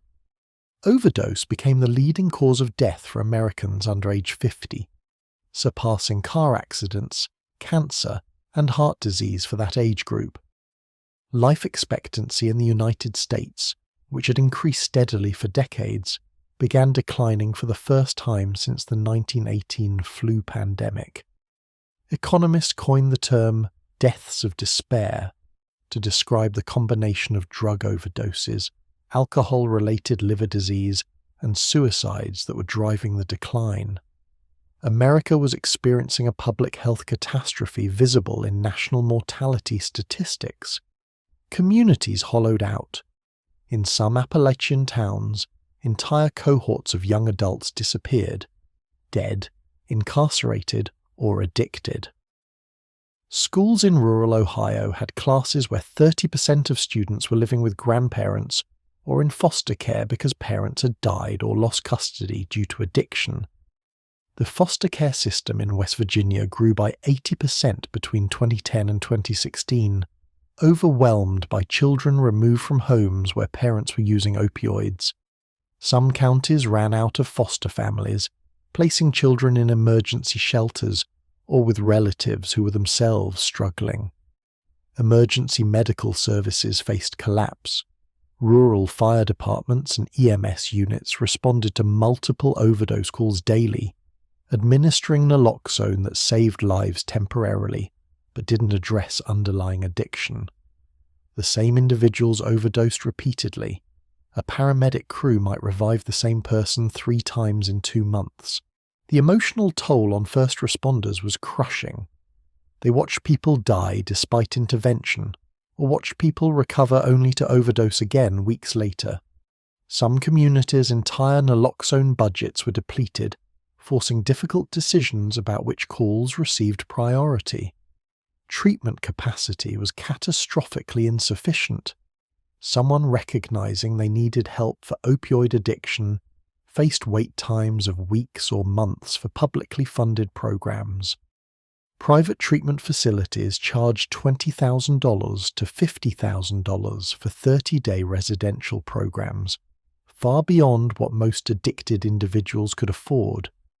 Insurance coverage for addiction treatment was limited, and many policies required failed outpatient treatment attempts before approving residential care. The system was designed to make recovery difficult. A person motivated to quit faced bureaucratic obstacles, financial barriers, and waiting periods during which they remained at risk of death. Many didn't survive long enough to access treatment. Medication-assisted treatment, using methadone or buprenorphine to manage withdrawal and reduce cravings, remained stigmatized and underprescribed. These medications had strong evidence supporting their effectiveness, reducing overdose death risk by 50% or more. Yet many treatment programs refused to use them, insisting on complete abstinence from all opioids, including therapeutic ones. This ideological rigidity killed people who could have been stabilized on maintenance medication while working toward recovery. Federal regulations also restricted buprenorphine prescribing, requiring special licensing and limiting the number of patients a doctor could treat. These barriers prevented widespread adoption of the most effective treatment available. The economic cost was staggering. Healthcare expenses, lost productivity, criminal justice costs, and child welfare expenditures related to the opioid epidemic exceeded $78 billion annually by 2016, but that figure captured only direct measurable costs. It couldn't quantify the destruction of families, the trauma inflicted on children growing up in addiction-affected households, or the loss of human potential when talented young people died before reaching their prime. A 25-year-old with decades of productive life ahead, dead from fentanyl overdose, represented immeasurable lost value beyond economic calculation. Naloxone became ubiquitous. Police officers carried it. Librarians kept it at circulation desks after patrons overdosed in bathroom stalls.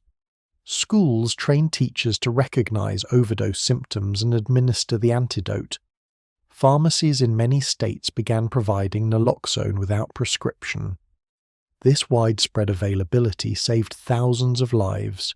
Estimates suggested naloxone prevented 26,000 deaths between 2010 and 2015. But naloxone was a band-aid on a severed artery. It prevented immediate death without addressing addiction or the contaminated drug supply. A person revived with naloxone was often using again within days, still at risk because the underlying problem, addiction combined with an unpredictable drug supply, remained unchanged. Fentanyl analogues proliferated as law enforcement cracked down on standard fentanyl. Chemical manufacturers synthesized variants like carfentanil, 100 times more potent than fentanyl, used to tranquilize elephants, acetylfentanyl, and dozens of others. These analogues existed in legal grey zones, technically not scheduled as controlled substances because they were new molecular structures.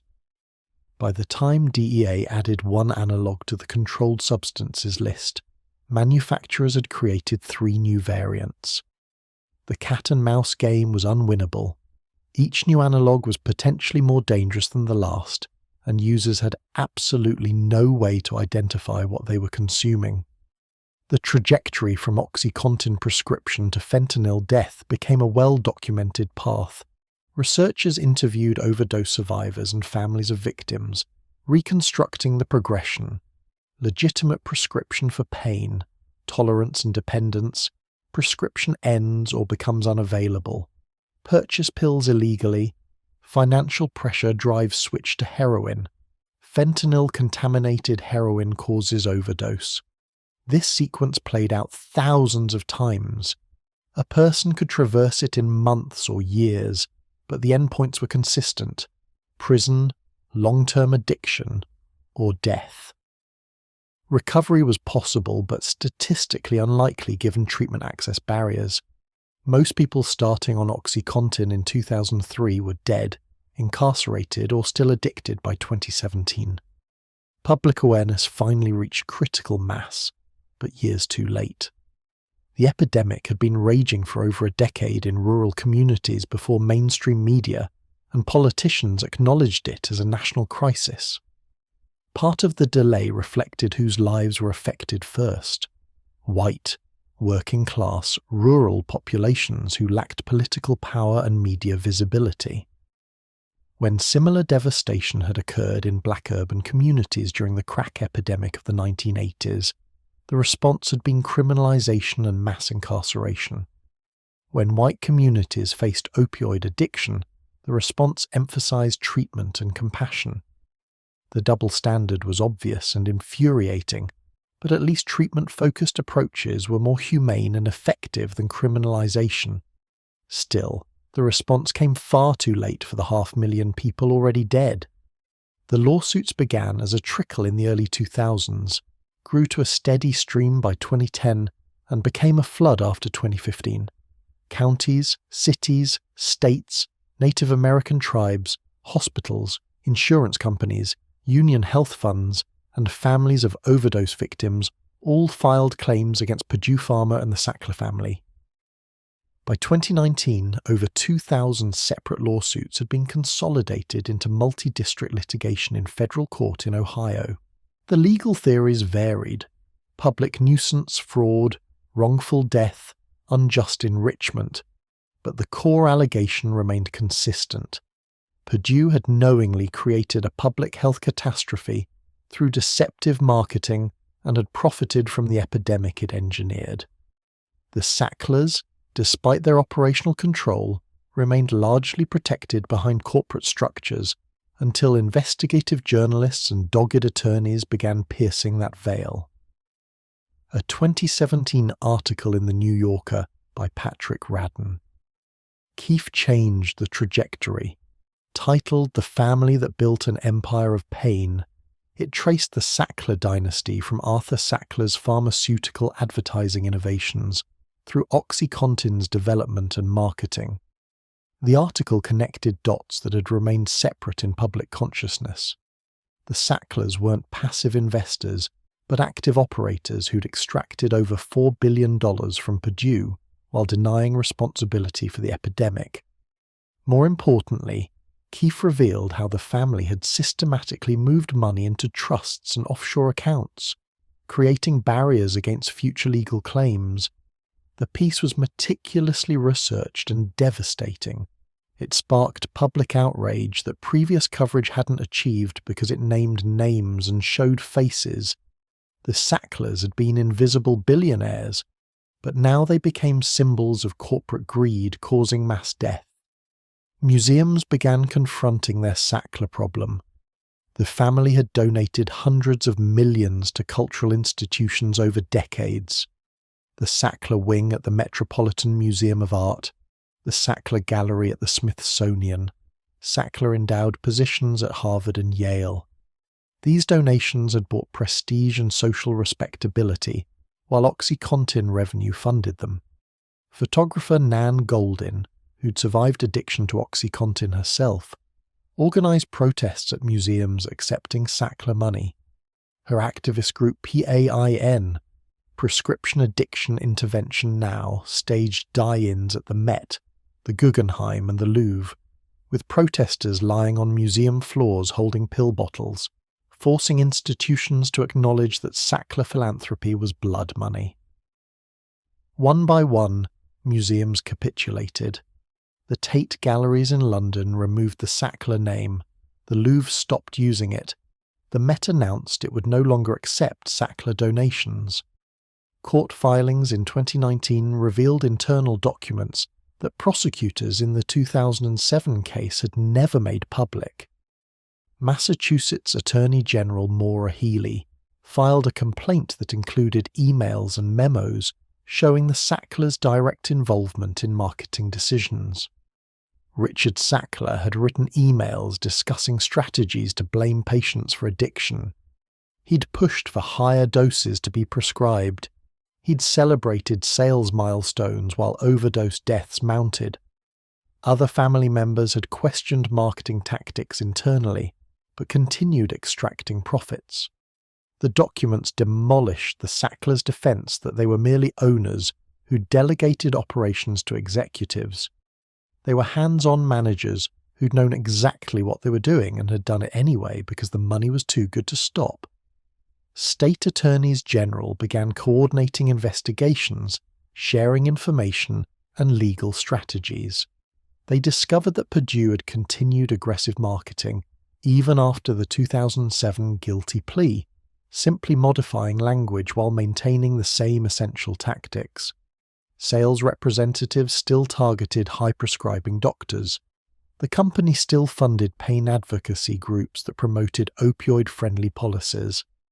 Purdue had treated the criminal conviction as a cost of doing business, paid the fine, and resumed operations with cosmetic changes.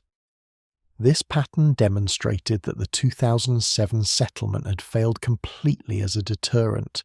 The company needed to be destroyed, not reformed, because reform was impossible when the fundamental business model was predatory. Financial forensics revealed the scale of Sackler wealth extraction. Between 2008 and 2018, the family had withdrawn over $10 billion from Purdue, moving it through a labyrinth of trusts, shell companies, and offshore accounts.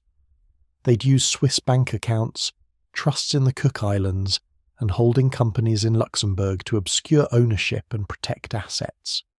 The timing was suspicious. Withdrawals accelerated as legal threats intensified, suggesting the family knew they'd eventually face massive liability and were positioning assets beyond reach. Prosecutors sought to claw back this money through fraudulent transfer claims, arguing the withdrawals were made with intent to avoid future creditors. On September 15, 2019, Purdue Pharma filed for Chapter 11 bankruptcy protection. The filing came as negotiations with state attorneys general had broken down. Purdue proposed a settlement structure. The company would dissolve, reform as a public benefit corporation, dedicated to developing addiction treatment medications, and pay approximately $10 billion over time to settle all claims. The Sackler family would contribute $3 billion personally and relinquish ownership but receive immunity from all civil opioid-related lawsuits. This immunity clause was the poison pill. Bankruptcy law allows certain releases of non-debtor third parties, meaning the Sacklers could get legal immunity even though they hadn't filed for bankruptcy themselves. Victims' families were outraged that billionaires who'd caused the crisis could buy their way out of accountability. The bankruptcy proceedings became a public tribunal. Federal bankruptcy court allowed victims to submit impact statements, and hundreds did. A mother described finding her 23-year-old son dead in his childhood bedroom, needle still in his arm, after he transitioned from OxyContin to heroin. A father testified about his daughter, a high school honor student who'd received OxyContin after a sports injury and was dead from a fentanyl overdose 3 years later. A man in his 40s explained how he'd lost a decade to addiction, lost his family, lost his career, after being prescribed OxyContin for a construction injury. These testimonies were raw, devastating, and largely ignored by the Sacklers, who attended hearings via video conference without making statements or apologizing. Victims' families organized opposition to the settlement. They formed coalitions, hired attorneys, and filed objections arguing that the bankruptcy was a fraudulent scheme to shield billionaires from justice. Their lawyers argued that the Sacklers had looted Purdue in anticipation of bankruptcy, that the $3 billion contribution was a fraction of what they'd taken, and that granting immunity to non-debtors was an abuse of bankruptcy law. Some families rejected any settlement, demanding that the Sacklers face criminal prosecution and that every dollar of their wealth be seized. Others, desperate for immediate compensation and recognition, supported settlement as the only realistic path to receiving anything. The division among victims complicated opposition efforts. 24 states and the District of Columbia initially rejected the settlement, led by attorneys general who argued it was inadequate and set a dangerous precedent. If billionaires could use bankruptcy law to buy immunity from mass tort liability, corporate wrongdoing would become essentially consequence-free for the wealthy. The proposed settlement meant the Sacklers would retain billions while victims and their families received pennies on the dollar for damages. Moreover, the immunity would be permanent and comprehensive, preventing any future claims even if new evidence emerged. The states demanded that the Sackler contribution be increased substantially and that immunity be removed or narrowed significantly. The bankruptcy judge, Robert Drain, faced competing pressures. On one hand, rejecting the settlement meant prolonged litigation that might ultimately recover less money for victims. Perdue's assets were limited. Most value had been extracted by the Sacklers already. Without Sackler contributions, available funds would be maybe $2 billion instead of $13 billion. On the other hand, approving immunity for the Sacklers, who hadn't filed bankruptcy themselves, stretched legal boundaries and created moral hazard. Judge Drain held hearings, listened to victims, reviewed legal arguments, and in September 2021, approved a modified settlement requiring the Sacklers to contribute $4.5 billion over 9 years in exchange for comprehensive immunity from civil opioid litigation. The decision sparked immediate appeals. The Department of Justice objected, arguing that bankruptcy courts lacked authority to grant such broad immunity to non-debtors. Attorneys general from states that had rejected the settlement appealed to the Second Circuit Court of Appeals. They argued that allowing billionaires to buy immunity through bankruptcy fundamentally corrupted the legal system and rewarded the Sacklers for draining assets from the company they owned. The appeals process would take years, during which no money would be distributed to victims, and the Sacklers' wealth remained protected in trusts beyond legal reach. Meanwhile, criminal prosecution remained absent. Despite overwhelming evidence of corporate fraud, deceptive marketing, and distribution to known pill mills, no one from the Sackler family faced criminal charges. The 3 executives who'd pleaded guilty in 2007 had received probation. Richard Sackler and other family members who'd made operational decisions lived freely, travelling internationally, maintaining multiple residences. The disparity between their treatment and how low-level drug offenders were prosecuted was grotesque. A person caught selling $100 worth of heroin faced years in federal prison. The Sacklers had facilitated distribution of billions of dollars worth of opioids while knowing it was causing death, and they faced civil liability at most. The failure to prosecute represented a fundamental breakdown of justice. International pressure mounted. The United Nations Office on Drugs and Crime issued a report criticizing pharmaceutical company marketing practices and specifically naming Purdue and the Sacklers.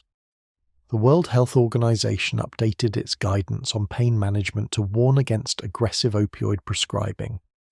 Countries that had been considering adopting American-style pain management approaches, which pharmaceutical companies had lobbied for internationally, reversed course. The opioid epidemic became a cautionary tale studied globally as an example of regulatory capture, corporate malfeasance, and public health catastrophe resulting from profit-driven medicine. In 2021, Sackler family members made their first extended public comments through written statements submitted to the bankruptcy court. They expressed regret for the opioid crisis while maintaining they'd acted lawfully and in good faith. The statements were carefully crafted by lawyers to avoid admitting liability while appearing sympathetic. David Sackler, Richard's son, wrote that the family was deeply troubled by the epidemic but denied personal responsibility. The statements felt hollow to victims' families who'd lost children, siblings, parents. Words without accountability, sympathy without admission of guilt, regret without consequence. Museums continued severing ties.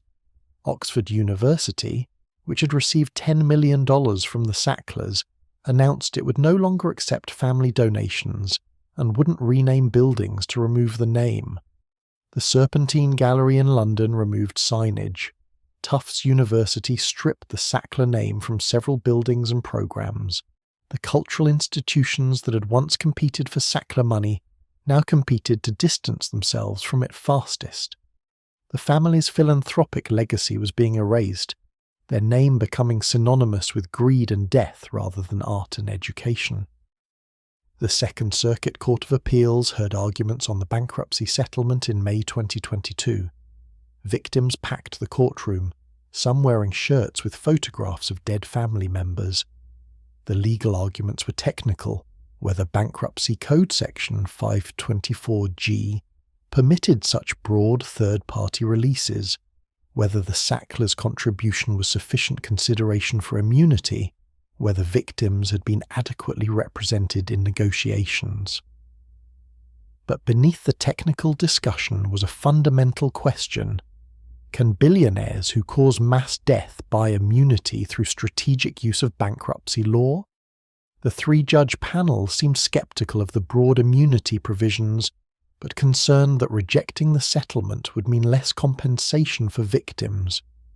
In December 2022, the appeals court ruled the bankruptcy settlement was vacated. The panel held that bankruptcy courts lacked authority to grant such comprehensive immunity to the Sacklers without victim consent. The decision threw the entire settlement into chaos. Purdue would need to restructure the deal, possibly without immunity provisions, or litigate against thousands of claimants individually. The Sacklers' wealth would remain exposed to future claims. States that had rejected the settlement celebrated the ruling as vindicating their position. But victims who'd hoped for immediate compensation faced more delays, more uncertainty, more years of legal proceedings. The Supreme Court agreed to hear the case in 2023. By then, over 700,000 Americans had died from opioid overdoses since OxyContin's launch in 1996. The number exceeded all US military casualties in World War II, Korea, Vietnam, Iraq, and Afghanistan combined, and the Sacklers remained billionaires living comfortably while the legal system ground through procedural questions about bankruptcy jurisdiction and third-party releases. The gap between the scale of harm and the adequacy of response was unbridgeable. No amount of money could resurrect the dead. No legal settlement could restore destroyed families. Justice, if it existed at all, would be incomplete, delayed, and insufficient. The Sacklers had won by making the problem too big to solve and too complex to prosecute effectively. The Supreme Court heard oral arguments in the Purdue Pharma bankruptcy case on December 4, 2023. Justice Ketanji Brown Jackson pressed lawyers on whether allowing billionaires to purchase immunity through bankruptcy would create a template for other wealthy defendants to exploit. The Sackler family's attorneys argued that rejecting the settlement would mean victims received nothing because Purdue's assets were depleted, and individual lawsuits against family members would take decades to resolve. Victims' advocates countered that accepting the deal rewarded strategic asset stripping and established that sufficient wealth could purchase immunity from legal accountability. The oral arguments lasted 2 hours. The justices' questions suggested deep divisions on the court. A decision wouldn't come until mid-2024 at the earliest, meaning another year of limbo for victims seeking compensation. While the legal system churned, the epidemic's nature transformed yet again. Fentanyl was no longer just contaminating heroin, it was being pressed into counterfeit pills mimicking every common prescription medication. Fake Xanax bars, fake Adderall tablets, fake oxycodone pills flooded the market, indistinguishable from pharmaceutical versions without laboratory testing. Teenagers buying what they believed was anxiety medication from a friend were dying from fentanyl overdoses. College students taking stimulants to study for exams were found dead in dorm rooms. The drug supply had become Russian roulette. Any pill obtained outside a pharmacy could be lethal. Overdose deaths exceeded 107,000 in 2021, then 109,000 in 2022. The numbers had stopped shocking people because they were too large to comprehend. Fentanyl's presence expanded beyond opioid users into the broader drug supply.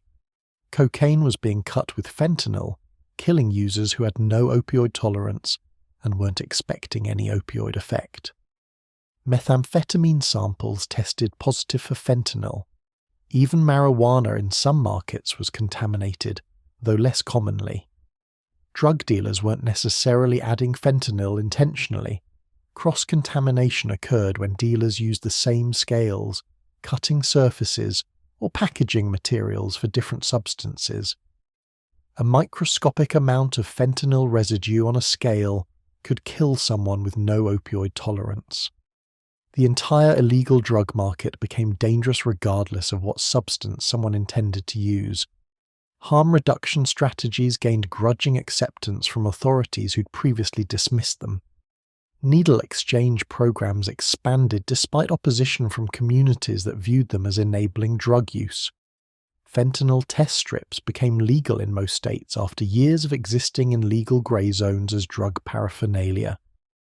Safe consumption sites, facilities where people could use drugs under medical supervision, with immediate overdose intervention available, opened in New York City and Rhode Island despite federal ambiguity about their legality. These measures prevented deaths but didn't address root causes. The contaminated drug supply existed because prohibition created unregulated black markets, and addiction persisted because treatment remained inadequate and expensive. The Purdue bankruptcy settlement funds were finally approved for partial distribution, while appeals continued, using an escrow mechanism that would allow clawback if higher courts reversed the deal. States began receiving money in late 2022, though distribution to individual victims wouldn't happen for years. The funds were earmarked for addiction treatment, prevention programs, and direct compensation. But implementing effective programs with settlement money proved complicated. Most states lacked infrastructure to rapidly expand treatment capacity. Building new facilities, training counselors, and developing prevention curricula took years. Meanwhile, the money sat in accounts earning interest while people continued dying at rates exceeding 300 daily nationwide. Medication-assisted treatment, using methadone, buprenorphine, or naltrexone to manage addiction, finally achieved broader acceptance after decades of stigma. Studies had consistently shown that MAT reduced overdose deaths by 50% or more and improved treatment retention compared to abstinence-only approaches. Federal regulations were loosened during the COVID pandemic, allowing doctors to prescribe buprenorphine via telemedicine without in-person examinations. This regulatory change, intended as a temporary emergency measure, demonstrated that previous restrictions had been unnecessarily restrictive. Addiction treatment could be delivered effectively through telemedicine, making it accessible to rural populations who lacked local specialists. When authorities tried to reimpose pre-pandemic restrictions, advocacy groups successfully fought to maintain expanded access. The Sackler family's public image lay in ruins, but their wealth remained largely intact. The $6 billion contribution to the bankruptcy settlement represented perhaps 40% of family assets, leaving them with billions in protected trusts. They sold their New York townhouses and Connecticut estates, moved primarily to Europe and Israel, and lived quietly on remaining fortunes. Richard Sackler, now in his late 70s, resided in a mansion in Boca Raton. Other family members scattered internationally. None faced criminal charges, none served jail time, none lost their entire fortune. The accountability they faced was financial and reputational, but not legal or personal, in ways that matched the harm they'd caused. Investigative journalism continued revealing pharmaceutical industry practices that mirrored Purdue's playbook. Other opioid manufacturers, Endo, Insys, Johnson & Johnson, had used similar marketing tactics to promote their products. Insys executives were actually convicted and sentenced to prison for bribing doctors to prescribe their fentanyl spray, Subsys, setting a precedent that pharmaceutical company executives could face criminal liability for illegal marketing.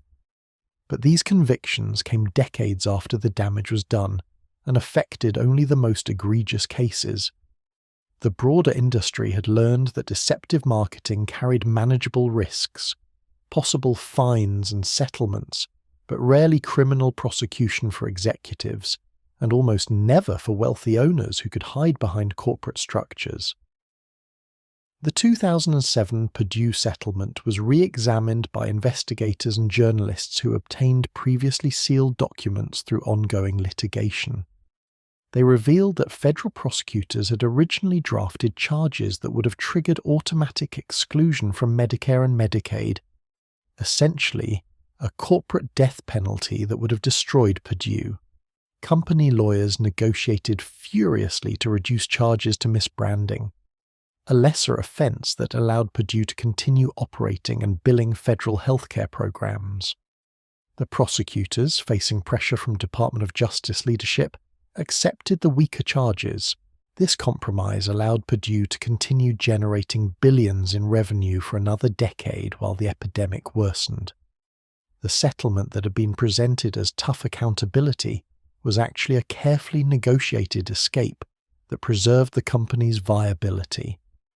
Former Purdue sales representatives began speaking publicly, some motivated by guilt, others by anger at how the company had used them.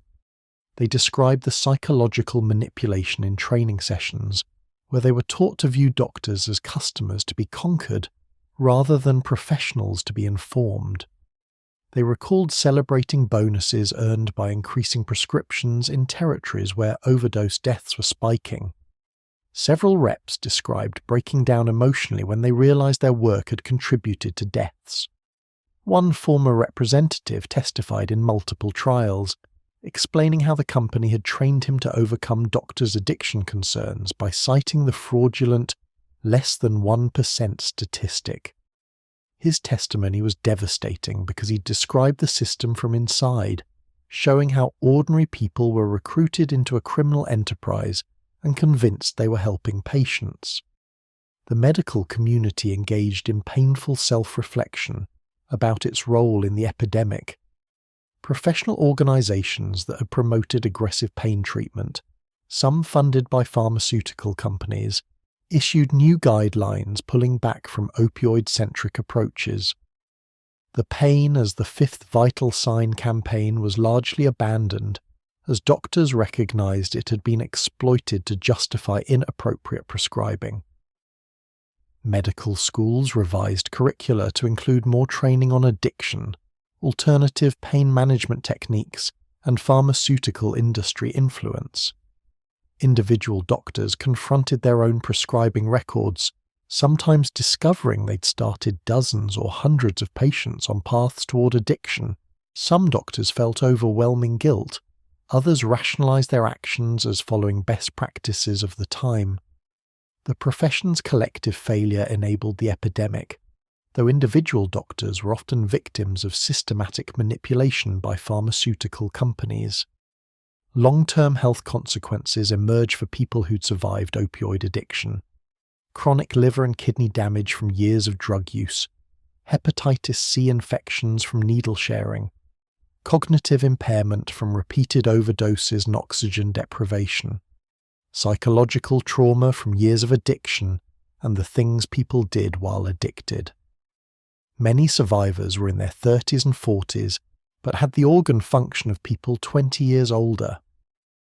The epidemic's death toll was enormous, but the number of survivors carrying permanent health consequences was even larger.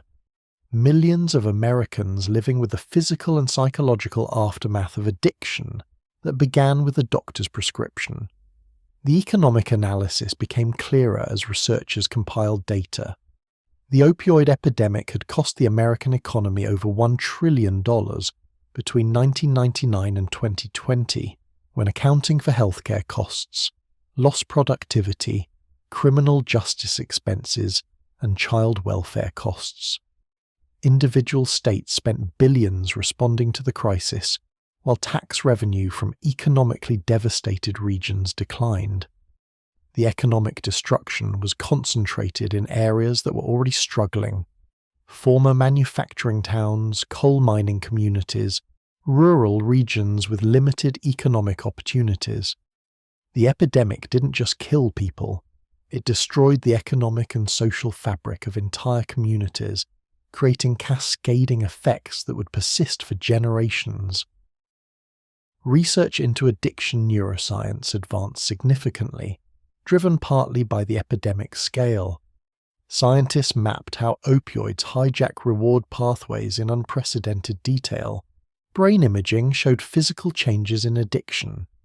Reduced grey matter in prefrontal cortex regions responsible for judgment and impulse control, hyperactive amygdala responses to drug-related cues, altered dopamine receptor density.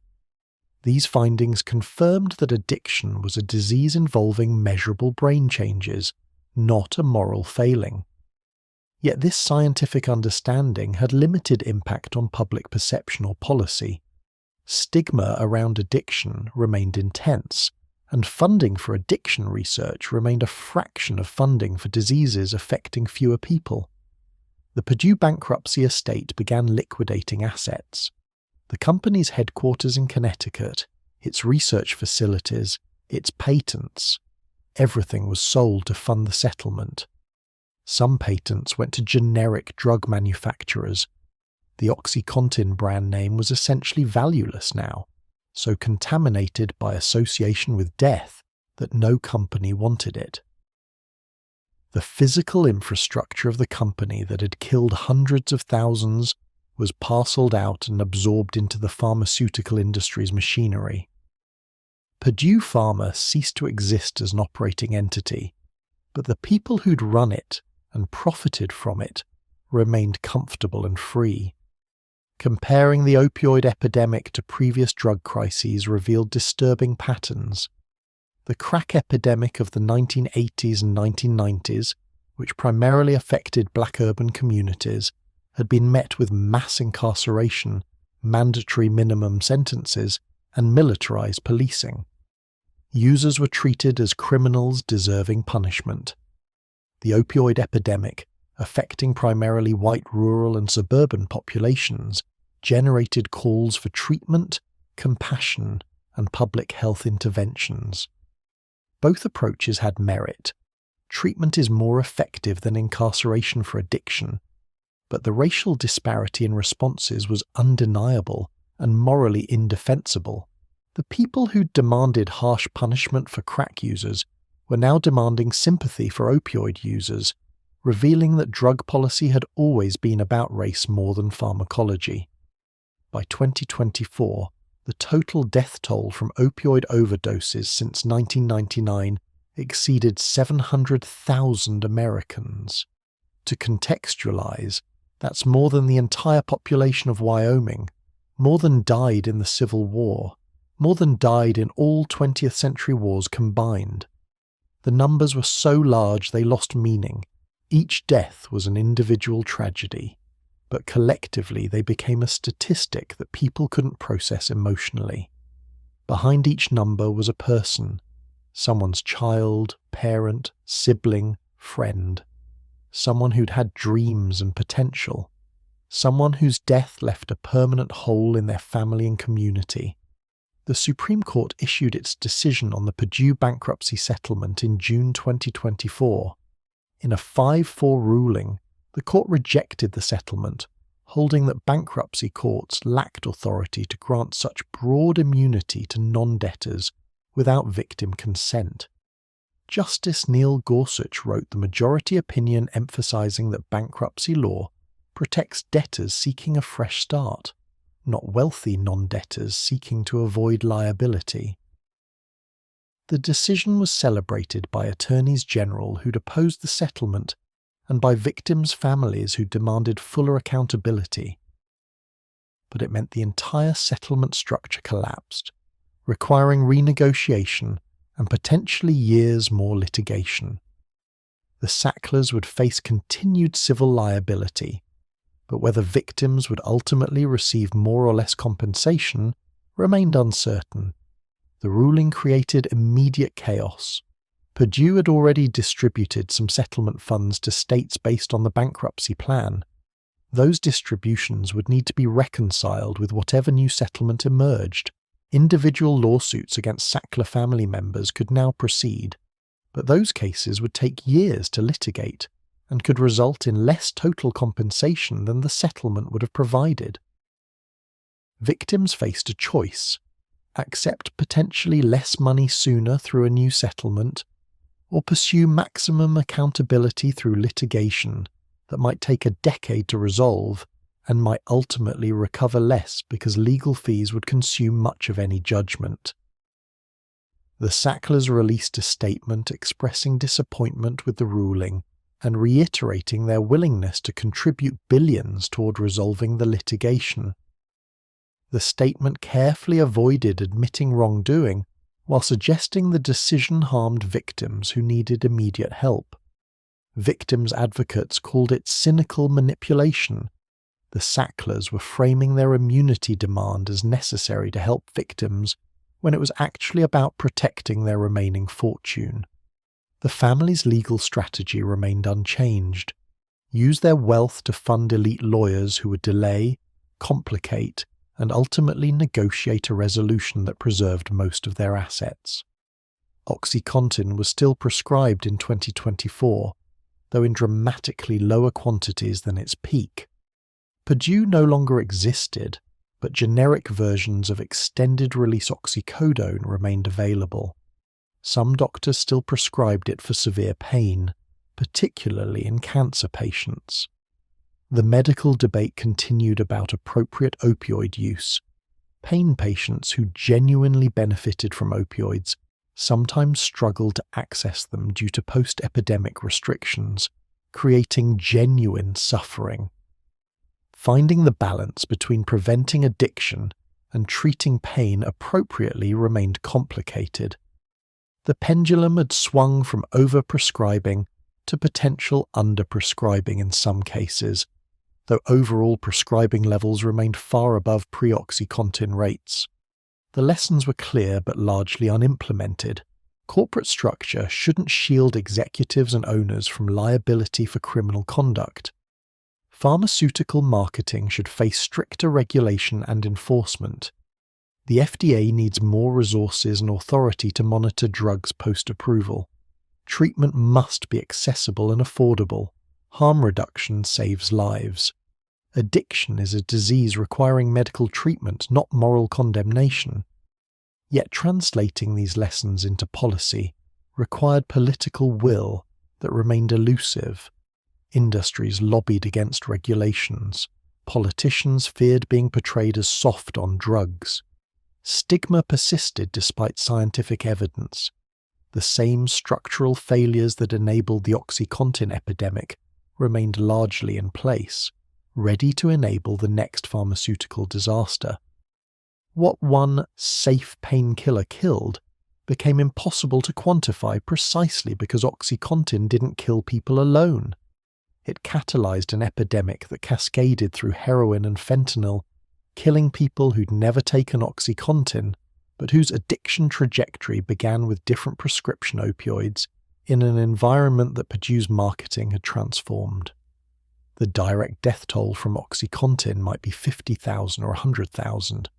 The total death toll from the epidemic it sparked exceeded 700,000 and continued rising. Heroin killed more people annually now, but most wouldn't have used heroin without first being introduced to opioids through prescription pills in a medical system corrupted by pharmaceutical company propaganda. The Sacklers would never face criminal prosecution. That much was clear by 2024. Too much time had passed, corporate structures were too complex, and proving individual criminal intent for executives who delegated decisions was too difficult. They'd successfully used wealth to purchase a specific outcome: civil liability they could afford, no criminal liability at all, and preservation of most of their fortune. They'd killed more Americans than terrorist attacks, serial killers, and mass shooters combined, and they'd live out their lives in luxury, protected by the legal system that treated white-collar corporate crime with incomparable leniency compared to street-level offences. The disparity wasn't an accident. It was the system working exactly as designed, protecting wealth and power while grinding down the poor and powerless who died by the hundreds of thousands.